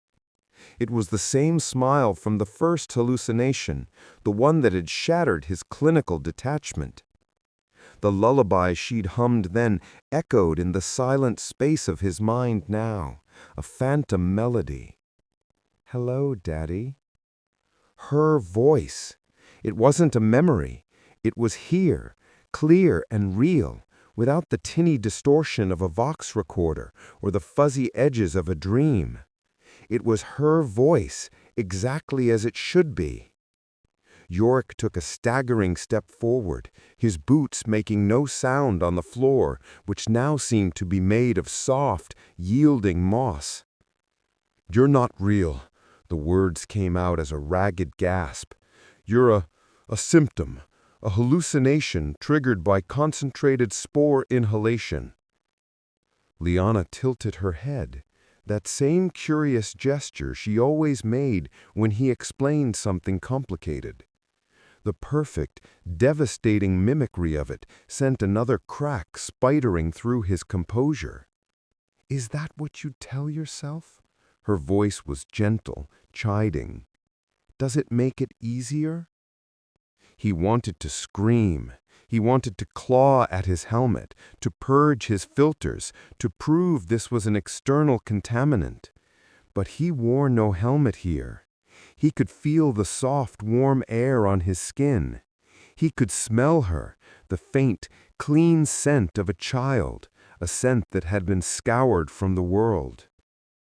"My Liana is dead," he said, the words hollow. "She drowned. In the deluge. I was there. I held her." His mind replayed the memory he had suppressed for a decade. the crushing weight of the water, the roar of collapsing infrastructure, her small hand slipping from his grasp in the black, churning chaos. His greatest failure, the source of his unshakable nihilism, an act of random, meaningless cruelty from a dead universe. Her sad smile deepened. She took a step closer, and behind her, in the glowing depths of the mycelium, other shapes began to resolve. Taller, vaguer. A woman's gentle silhouette. A boy's lanky frame. Phantoms, ghosts in the machine. "She's waiting for you," Liana said, her gaze flicking back toward the shape of the woman, his wife, Anya. "We all are." The plural pronoun hit him like a physical blow, knocking the last of the air from his lungs. We, his family, the perfect, beautiful, terrible promise, a heaven made of fungus and rot. A lie so potent it felt more real than the rusted, weeping city he called reality. "This is a lie," he whispered, his voice trembling. A defense mechanism. The organism is trying to pacify me, subvert me." "It's not a lie, Daddy."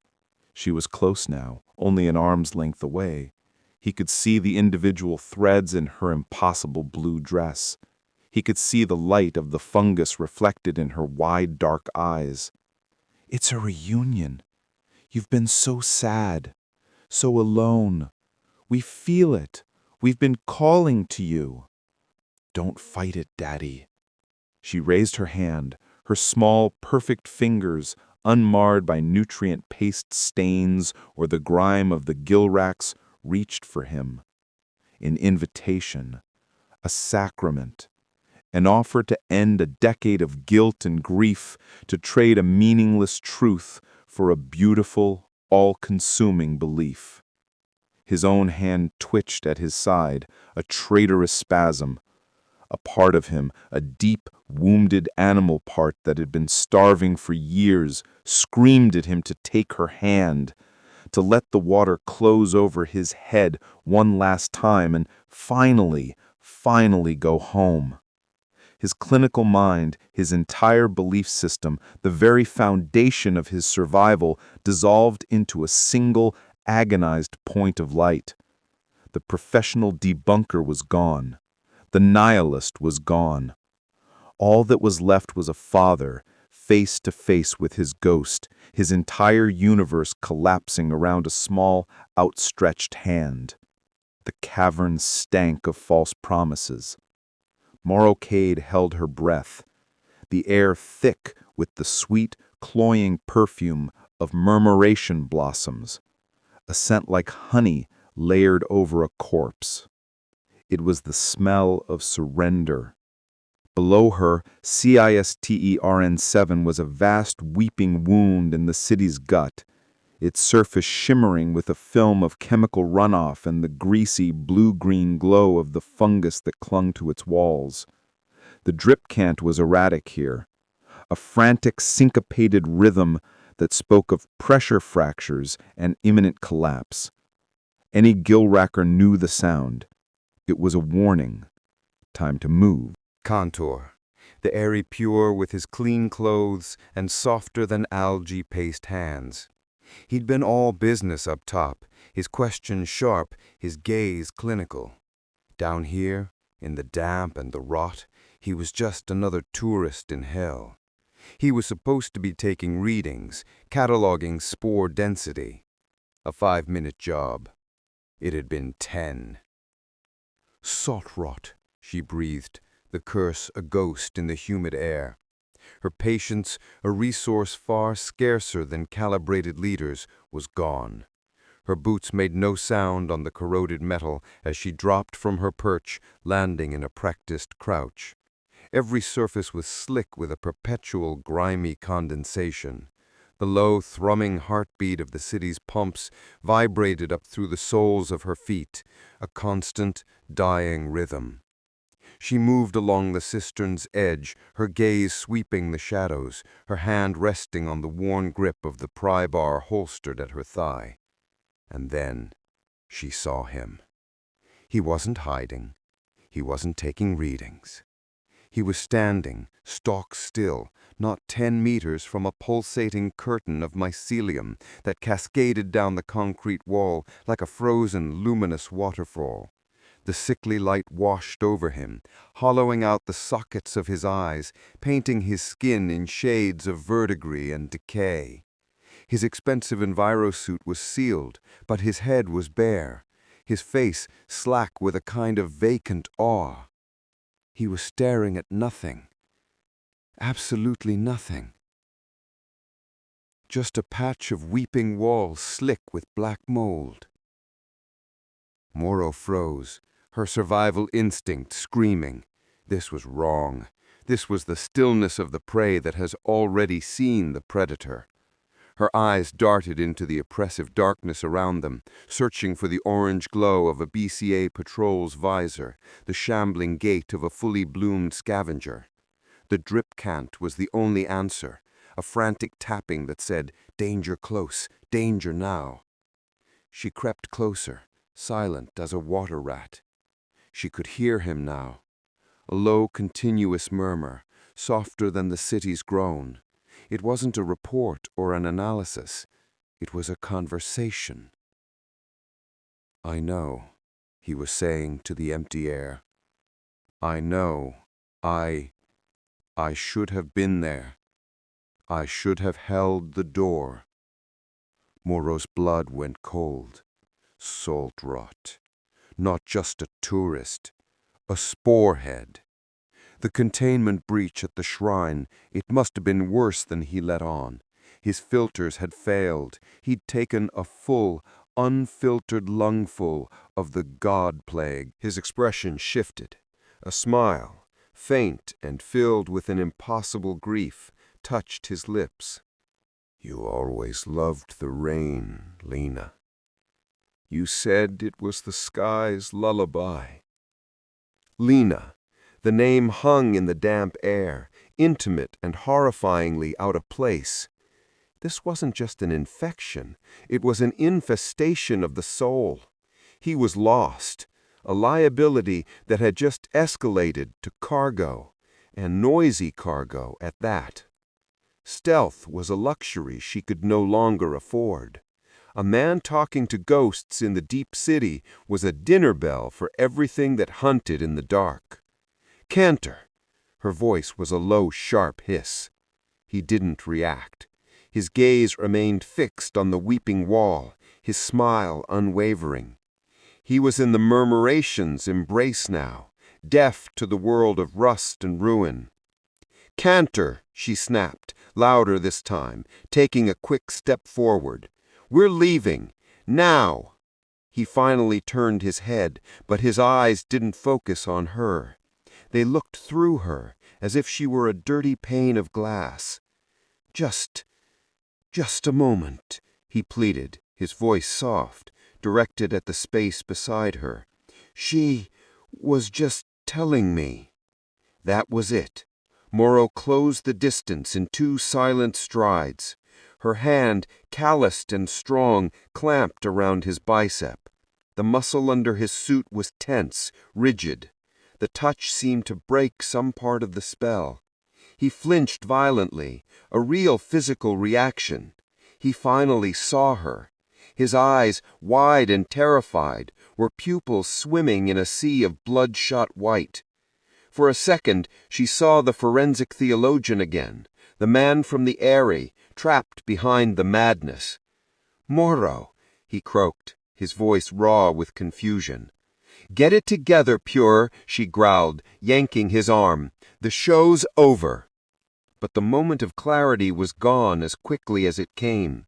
He stumbled, then tried to pull his arm free, his movements weak and uncoordinated. "No, wait," he begged, looking back at the empty space. "Don't go. Please, Lena. Don't go again." Salt rotted all. She wasn't a nursemaid. She was a guide, a survivor, and survival meant leaving the dead and the dying behind. Her mission parameters had changed. Objective: extract the asset, conscious or not. She shifted her grip, hooking her arm under his, and drove her shoulder into his side. With a grunt of effort, she heaved his dead weight forward.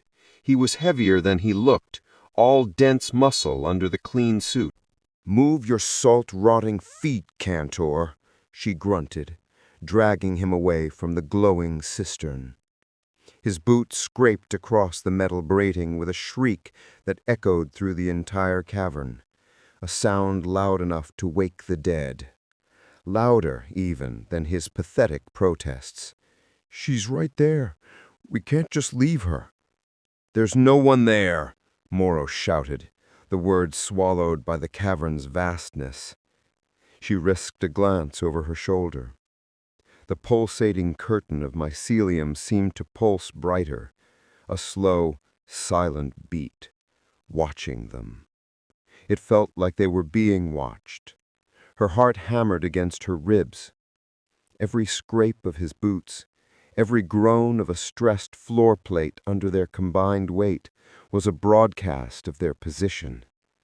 This was how sump divers died, getting sloppy, getting compassionate, getting stuck with a client who decided to have a chat with his personal ghosts. She half dragged, half carried him toward the narrow maintenance conduit that served as their hidden exit. The air grew thicker, the ozone tang of failing electricals mixing with the honey rot. Joric was a lead weight, his head lolling, his muttering dissolving into incoherent sounds of loss. He was a child again, lost in a nightmare he thought was a dream. Finally, the jagged opening of the conduit loomed out of the darkness. She didn't slow down. She shoved him toward it, his body hitting the corroded metal frame with a dull thud. He collapsed into the narrow tunnel, landing in a heap in the ankle-deep stagnant water within. Morrow scrambled in after him, pulling the heavy, sound-dampening panels shut behind them. The cavern's sickly green glow was extinguished, plunging them into absolute, suffocating blackness. The cacophony of the drips was replaced by the tight, claustrophobic echo of the conduit. For a full minute, the only sounds were her own ragged, burning breaths and Joric's quiet sobbing. She leaned her back against the weeping, ice-cold wall, the slick grime soaking through her jacket. Her muscles screamed in protest. Her job was to guide him, not carry him. Ah!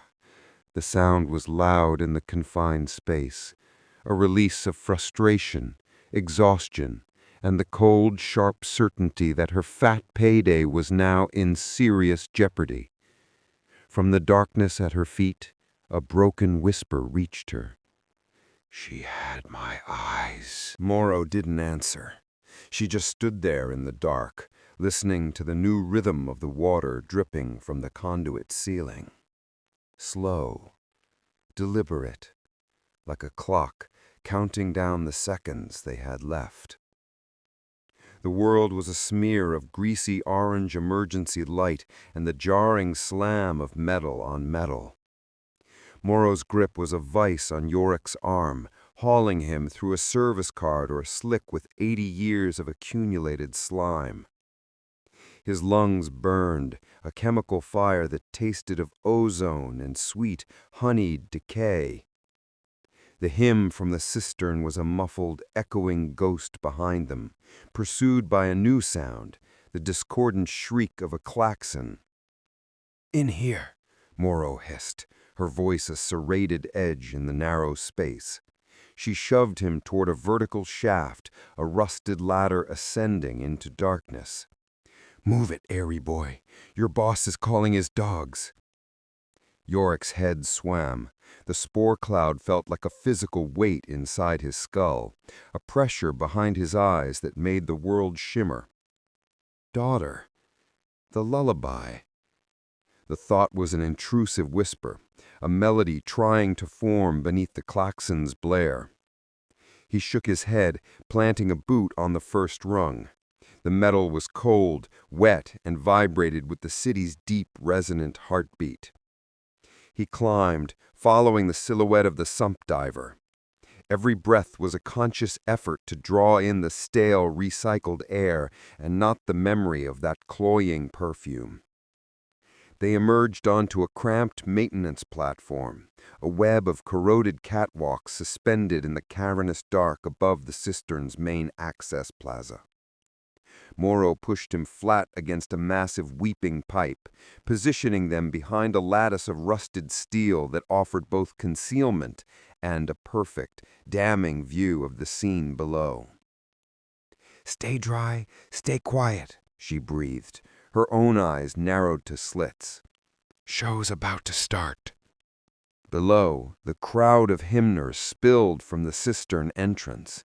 They weren't a mob, they were a congregation, dozens of them, damps in patched coveralls and sump-tainted with the first faint shimmering patterns of mycelium on their skin. They knelt in the plaza's grime, their heads bowed, their hands clasped. They were not rioting, they were not threatening, they were praying. Then came the thunder. Not the groan of shifting superstructures, but a new, more terrible sound. A rhythmic, percussive pounding that vibrated up through the soles of Joric's boots. Synchronized, mechanical, inhuman.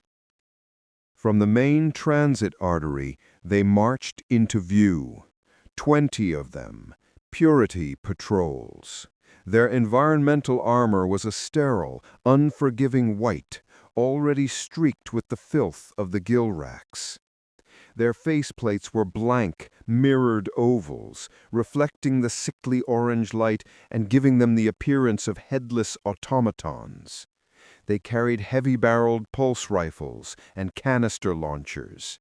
They moved in perfect, terrifying lockstep, fanning out to form an inescapable semicircle around the kneeling worshippers. Joric's blood ran cold. He remembered Kalen Rask's voice in the sterile briefing room in the Aerie, all quiet confidence and ideological certainty. "We don't negotiate with a contagion, Doctor. We excise it, swiftly, before it becomes systemic." He was witnessing the scalpel, and it was shaped like a sledgehammer. A voxcaster crackled to life, the voice distorted and metallic, devoid of any inflection. "Disperse and submit for purity protocol. This is your only directive." The hymners didn't move. A few of them looked up, not with fear, but with a strange, pitying serenity. The low, resonant hum of their collective prayer continued, a quiet act of defiance against the sterile silence of the patrol. "Salt rot," Joric breathed, the curse of vapor in the cold air. "Directive ignored. Deploying pacification measures." The patrol raised their canister launchers in unison. There was a series of soft thumps. Small gray cylinders arced through the humid air, landing amongst the kneeling figures. For a second, nothing happened. Then they detonated. There was no sound, only a bloom of incandescent white light that bleached all color from the world, followed by a pressure wave that slammed into Joric, rattling his teeth and stealing the air from his lungs. The concussion grenades were designed for disorientation, for systemic shock. Through the blinding afterimage burned into his retinas, Joric saw the bodies on the ground, some writhing, some unnaturally still. The hymner's quiet prayer had been replaced by screams of pain and panicked, disoriented cry. "And now for the nets," Moro murmured beside him, her voice flat, dead, as if she were watching a familiar, tedious ritual. 2 patrol members stepped forward, launching weighted projectiles that trailed fine metallic filaments. The nets soared over the dazed crowd and fell, draping a dozen people at once. A generator on one of the troopers' backs whined, and the filaments exploded with crackling blue-white energy. The air filled with the sharp, clean scent of ozone and the sickening smell of cooked flesh. Bodies convulsed violently, limbs jerking in a dance of agony. The screams turned wet and garbled. Joric felt bile rise in his throat. This wasn't an enforcement action. It wasn't a quarantine. It was an extermination, a clinical, passionless slaughter. He was a forensic theologian. He deconstructed faith with logic, exposed gods as pathogens, miracles as chemical reactions. His work was meant to render this kind of brutality unnecessary. You don't bludgeon a disease, you cure it. My report was supposed to prevent this, he thought, a wave of nauseating failure washing over him. I was supposed to give Rask a target, a source, a weakness, not an excuse for a pogrom. He watched a patrolman step over a twitching woman and bring his armored boot down on her head with a dull, wet crunch. The clinical detachment that had been the bedrock of his entire career, his shield against the meaningless horror of the world, fractured. It shattered into 1,000 pieces. He finally understood. Kalen didn't want a cure. He wanted a justification. "He's not stopping them," Joric whispered, the words catching in his throat. "He's recruiting for them." Moro glanced at him, a flicker of something, not surprise, but perhaps grim acknowledgement in her eyes. "Took you long enough, sporehead. Fear is cheap. Despair is free. The BCA deals in both. What do you think the murmuration offers? Hope, bliss, an end to suffering, a voice that hums you a lullaby when the world is ending." Joric saw it with sickening clarity. Rask's brutal purity protocol wasn't stamping out the faith. It was its most effective sermon. Every concussion blast, every electrified scream was a testament to the failure of structured survivalism and proof that any escape, even into the arms of a fungal consciousness, was better than this reality. Kalen Rask was the murmuration's greatest prophet. The patrol began to move through the carnage, dragging the living and the dead alike into transport sleds, their movements efficient, practiced. Joric's gaze slagged on a young man, barely more than a boy, being hauled away by 2 troopers. His face was a mask of blood and tears, but as they dragged him past, his eyes lifted. They scanned the darkness above, sweeping past Joric's hiding spot without seeing him. But in that gaze, Joric saw no hatred, only a terrifying, ecstatic conviction, the look of a martyr who had just seen his God bleed. The klaxon finally died, leaving only the rhythmic drip of condensation, the hum of the city's heart, and the soft, wet sounds of the cleanup crew below. Joric pressed his forehead against the cold, weeping metal of the pipe, the pressure behind his eyes now a throbbing, undeniable ache. The smell of ozone and hot solder scraped the back of Joric's throat, a welcome, sterile assault against the memory of honey and rot. Here, in the cramped, metal-gutted workshop of Morocade, reality felt solid. Scavenged circuit boards were stacked like blasphemous texts on shelves that bowed under their weight. Wires snaked across the floor, a nest of black and colored veins, pulsing with stolen current. In the corner, Moro was hunched over a hydrospanner, The hiss of the tool and the sharp blue-white light of its arc, a steady, comforting rhythm against the city's constant groan. Joric ignored her. He sat on an overturned crate, his biosampler linked to his wrist slate, the tremors in his hands almost gone. He forced his focus onto the glowing screen, into the clean, predictable world of data. The hallucination had been a chemical event, a predictable, pathetic side effect of acute spore exposure. He just needed to see the proof. He needed to quantify the lie so he could file it away and forget the sound of that lullaby. Filter integrity, 98%, he murmured to himself, his voice a dry rasp. Sealant breach on the left cuff gasket. Minimal exposure. He ran the diagnostic again. The same result. His suit should have held. The dose he had received was negligible, barely enough to trigger a mild allergic reaction, let alone a full sensory, auditory, and psychological event. He pulled up the telemetry from the shrine. The air had been thick, a soup of fungal particulates. His sampler had worked overtime, cataloging, sequencing, identifying. He scrolled through the initial report, his professional detachment a thin, brittle shield. The screen was a chaotic storm of red flags, contaminant warnings, unidentified proteins, mismatched genetic markers. Salt rot, he whispered, leaning closer. The intake must have been flooded. Cross-contamination. That was it. A simple equipment malfunction. The data was garbage. Morrow's grinder went silent. The sudden quiet was loud. "You've been staring at that thing for an hour," she said, not turning around. Her voice was flat, filed down by years of breathing rust and fighting for every callao. "Either it's broken or you are." "The data is corrupted," Joric snapped, more to himself than to her.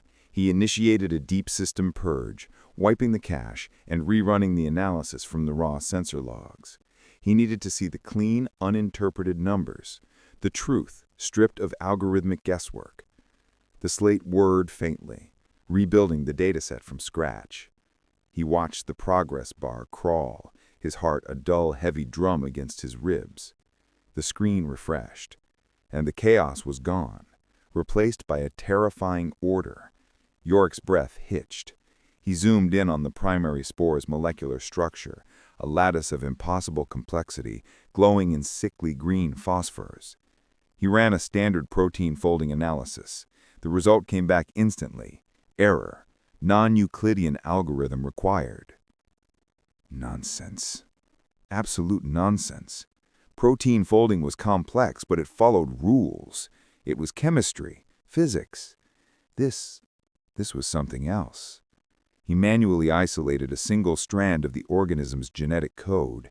It wasn't a double helix. It was a braided tri-strand spiral interwoven with metallic ions, copper, silver, that shouldn't have been able to bond with the organic material. It looked less like a product of evolution and more like a biocircuit, a meticulously engineered filament. "What are you?" He cross-referenced the spore's EM frequency with the ambient energy readings he'd logged at the shrine. His blood went cold. They weren't just similar, they were a perfect harmonic, a call and response. The mycelial mats clinging to the walls weren't just growing, they were broadcasting a low-frequency carrier wave. The spores, each individual spore, acted as a receiver, resonating at the exact same frequency, drawing power from the ambient field to fuel their own impossible metabolic processes. This wasn't a fungus, not in any biological sense he understood. A fungus consumes, it rots, it spreads through brute force and opportunity. This thing, it communicated, it coordinated. It was a network, a superorganism operating on principles that his education, his entire career, told him were impossible. Then he saw the final piece of data, the one that made the acid climb his esophagus. He navigated to the psychoactive compound analysis. He was expecting to find psilocybin, DMT, some crude but effective hallucinogen that simply carpet-bombed the host's synapses, a biological cudgel. What he found was a scalpel. The molecule was adaptive, a long-chain polypeptide with a variable enzymatic tail. The simulation showed it in action. In the presence of serotonin, it mimicked serotonin. In the presence of dopamine, it became a perfect key for those receptors. It didn't just flood the brain. It read the brain's existing chemical state and tailored its response. It wasn't a poison. It was a hacking tool. It wouldn't just cause random visions of melting walls or shifting colors. It could, with chilling precision, access specific neural pathways. It could stimulate the auditory cortex to reproduce a sound stored deep in long-term memory. It could activate the occipital lobe to project an image from a forgotten childhood. It could find the exact chemical signature of grief, of loss, and build a key to unlock it. It could make a man hear his dead daughter humming a lullaby, not a distorted echo, a perfect, studio-quality recording played directly into his soul. Joric dropped the slate. It clattered on the grated floor, the screen flickering but blessedly dark. He shoved himself back, a strangled noise escaping his throat. He pressed his palms into his eyes, but the image of the tri-strand helix was burned onto the inside of his eyelids. This wasn't a disease. Diseases were mindless, selfish replicators. This was an intelligence.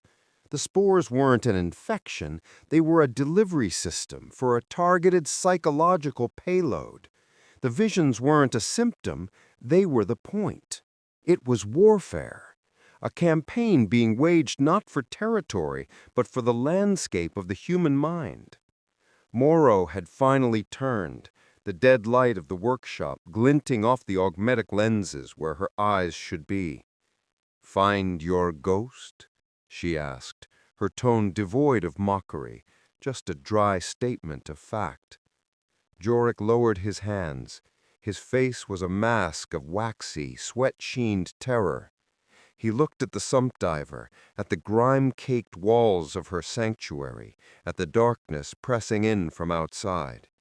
He had come down here to debunk a god, armed with the unshakable certainty of science. But the data didn't lie. And the data told him that everything he believed, everything he used to anchor himself in a meaningless universe, was wrong.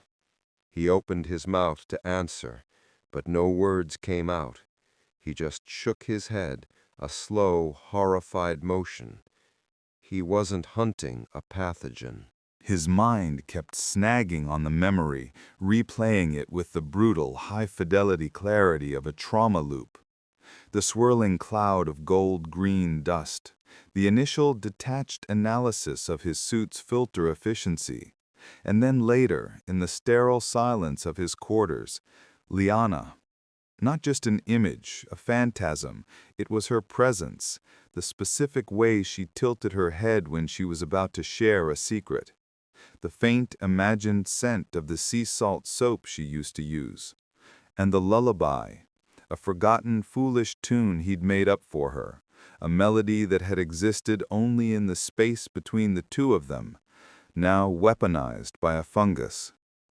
It offers reunion. Silas's voice, a ghost in the machine of his memory. Joric squeezed his eyes shut.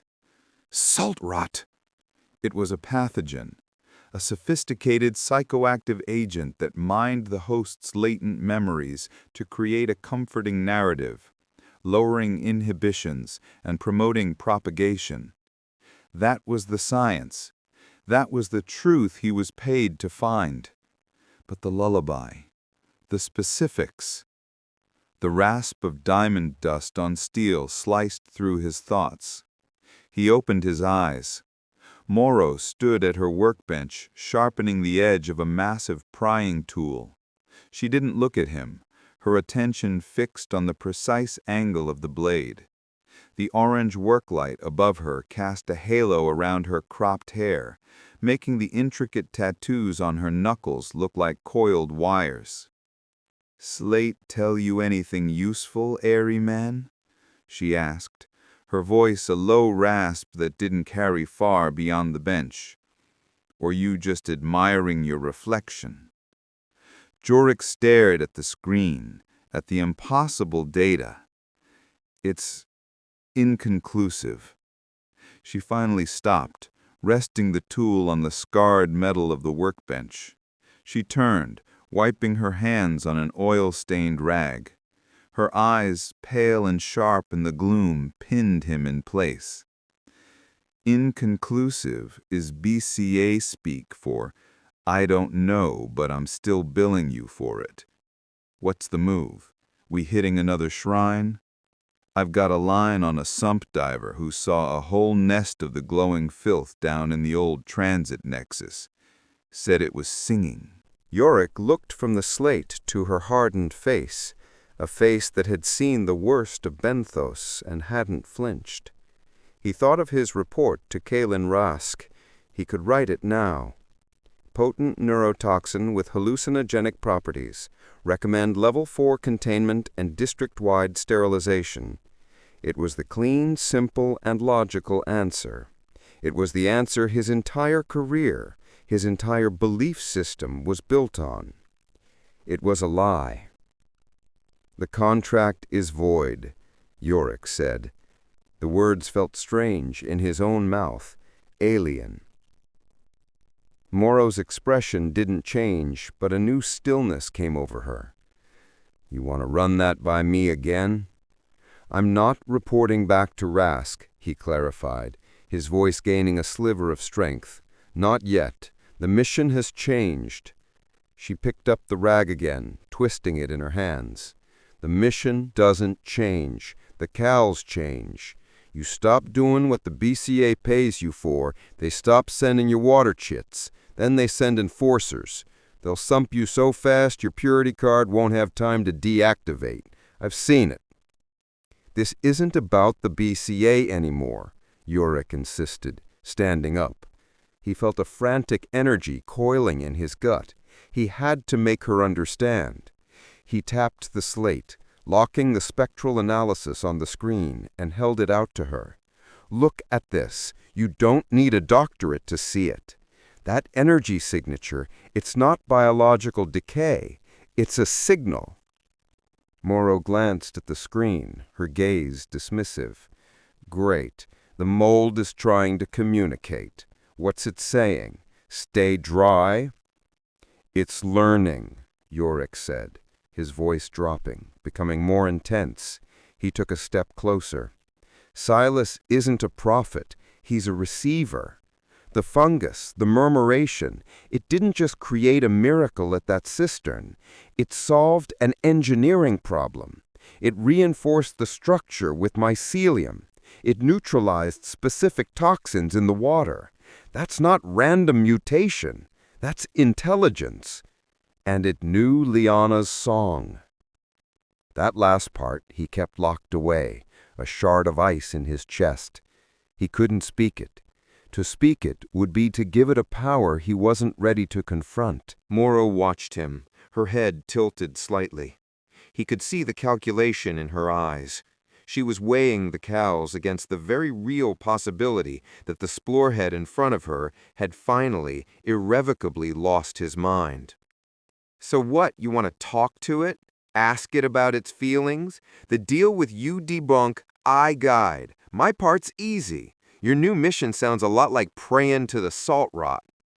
"My mission," Joric said, the emotional shift crystallizing inside him, the terror solidifying into a cold, hard purpose, "is no longer to debunk. It's to understand.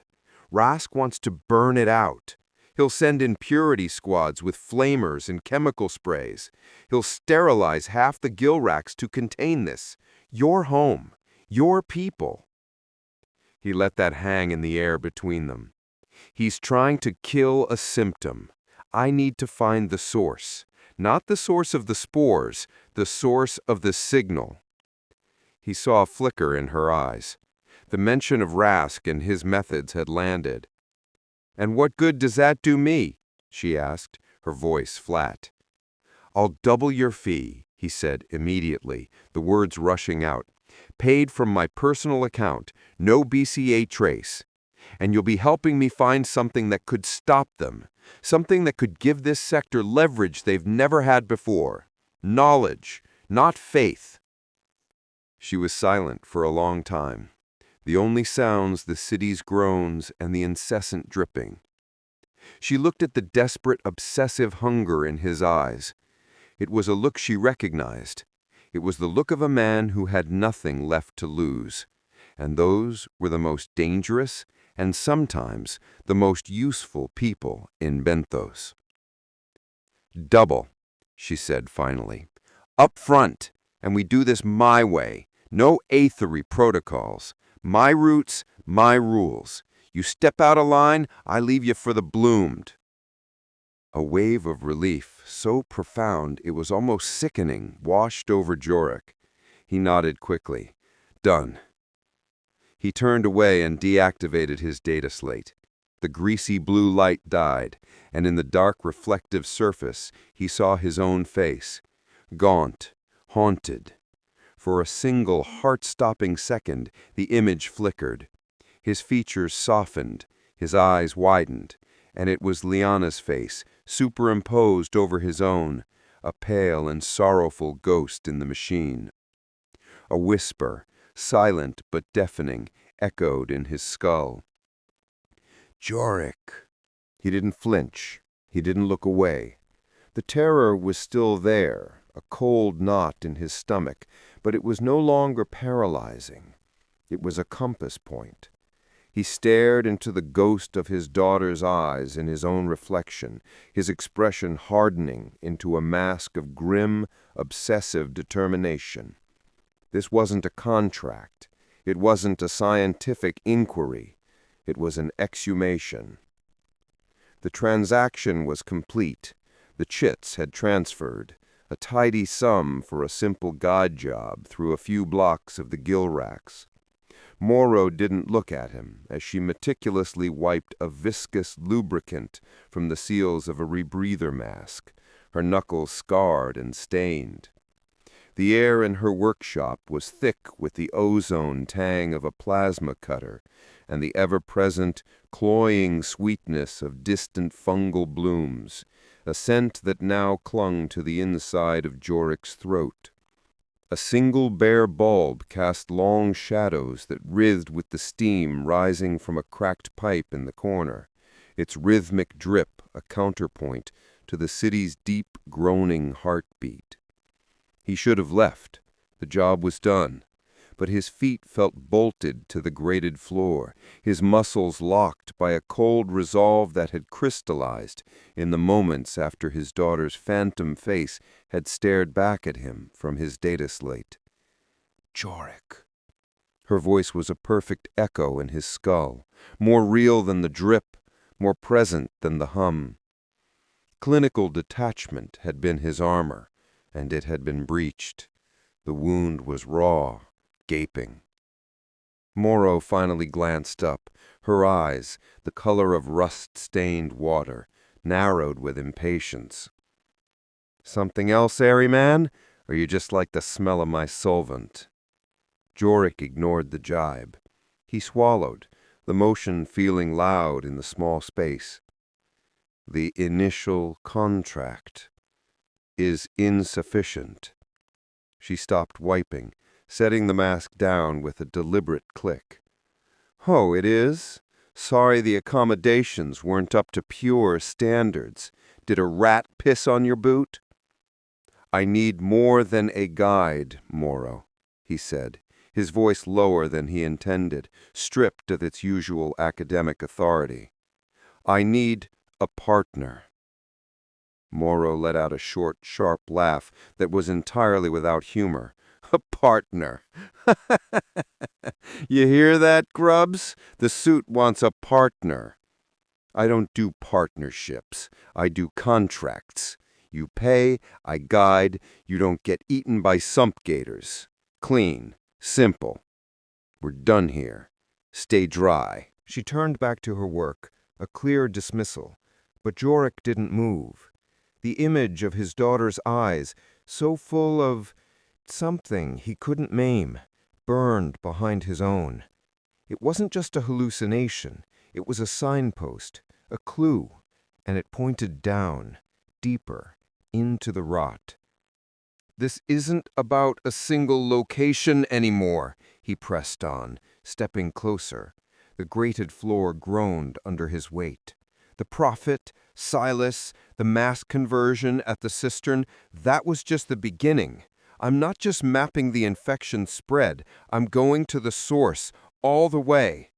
She froze. Slowly, she turned to face him fully.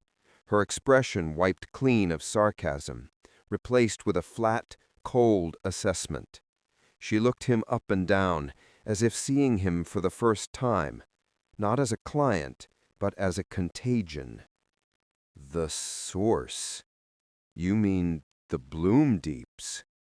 It wasn't a question. You're not an investigator. You're a sump diver with a death wish. I need to find someone, Joric said, the words coming out in a rush.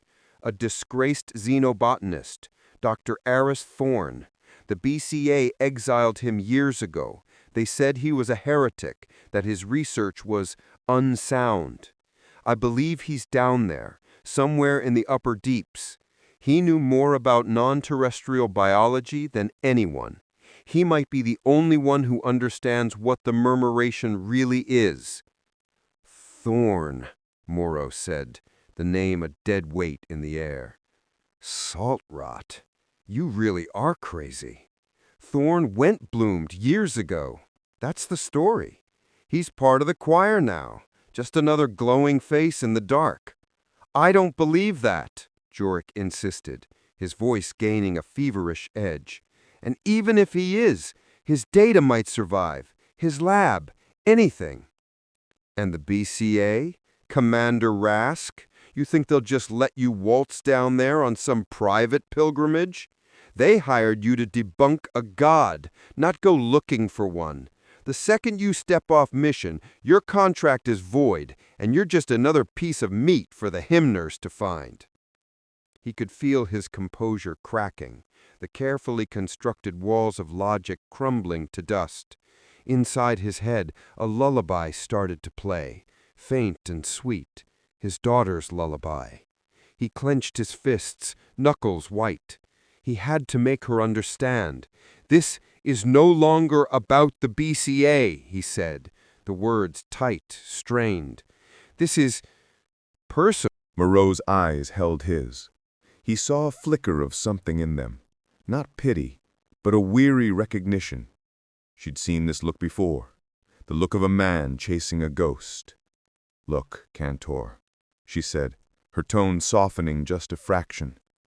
I pulled sump divers out of the deeps with their minds scraped clean, humming hymns to glowing walls. I've seen what that place does. Whatever you're looking for, it's not worth your sanity. He knew she was right. Every rational part of him screamed it. But rationality was a luxury he could no longer afford. He raised his left wrist, tapping the smooth, dark surface of his interface. The screen glowed to life, casting a pale blue light on their faces. With a flick of his thumb, he brought up his account balance. I'm not asking you to do it for my sanity. I'm asking you to do it for this. He turned the interface toward her. The number glowed in the damp air. A long string of digits, followed by the symbol for calibrated liters. It was a fortune, not just enough to live comfortably for a year, but enough to buy passage, to bribe officials, to disappear, enough to buy a life of purity, if such a thing could still be bought.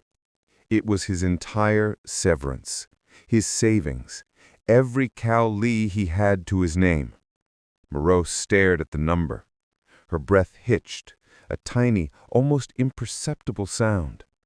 For a long moment, the only sounds were the drip of the pipe and the low hum of the city.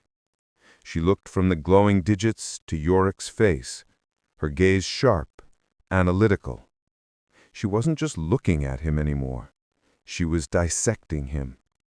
She saw the new, raw desperation in his eyes, the slight tremor in his hands, the obsessive focus that had replaced his cold professionalism. She saw a man who had been pushed past a breaking point he hadn't even known existed. "That's everything," she stated, her voice a flat whisper. "Everything," Joric confirmed, "for you, as my guide, my permanent guide, until we find Thorn or the source, whichever comes first." This was it, the precipice. He was offering her a key to escape this whole drowning world, but the price was a journey into its deepest, darkest heart. With him, a man who was clearly, profoundly unstable.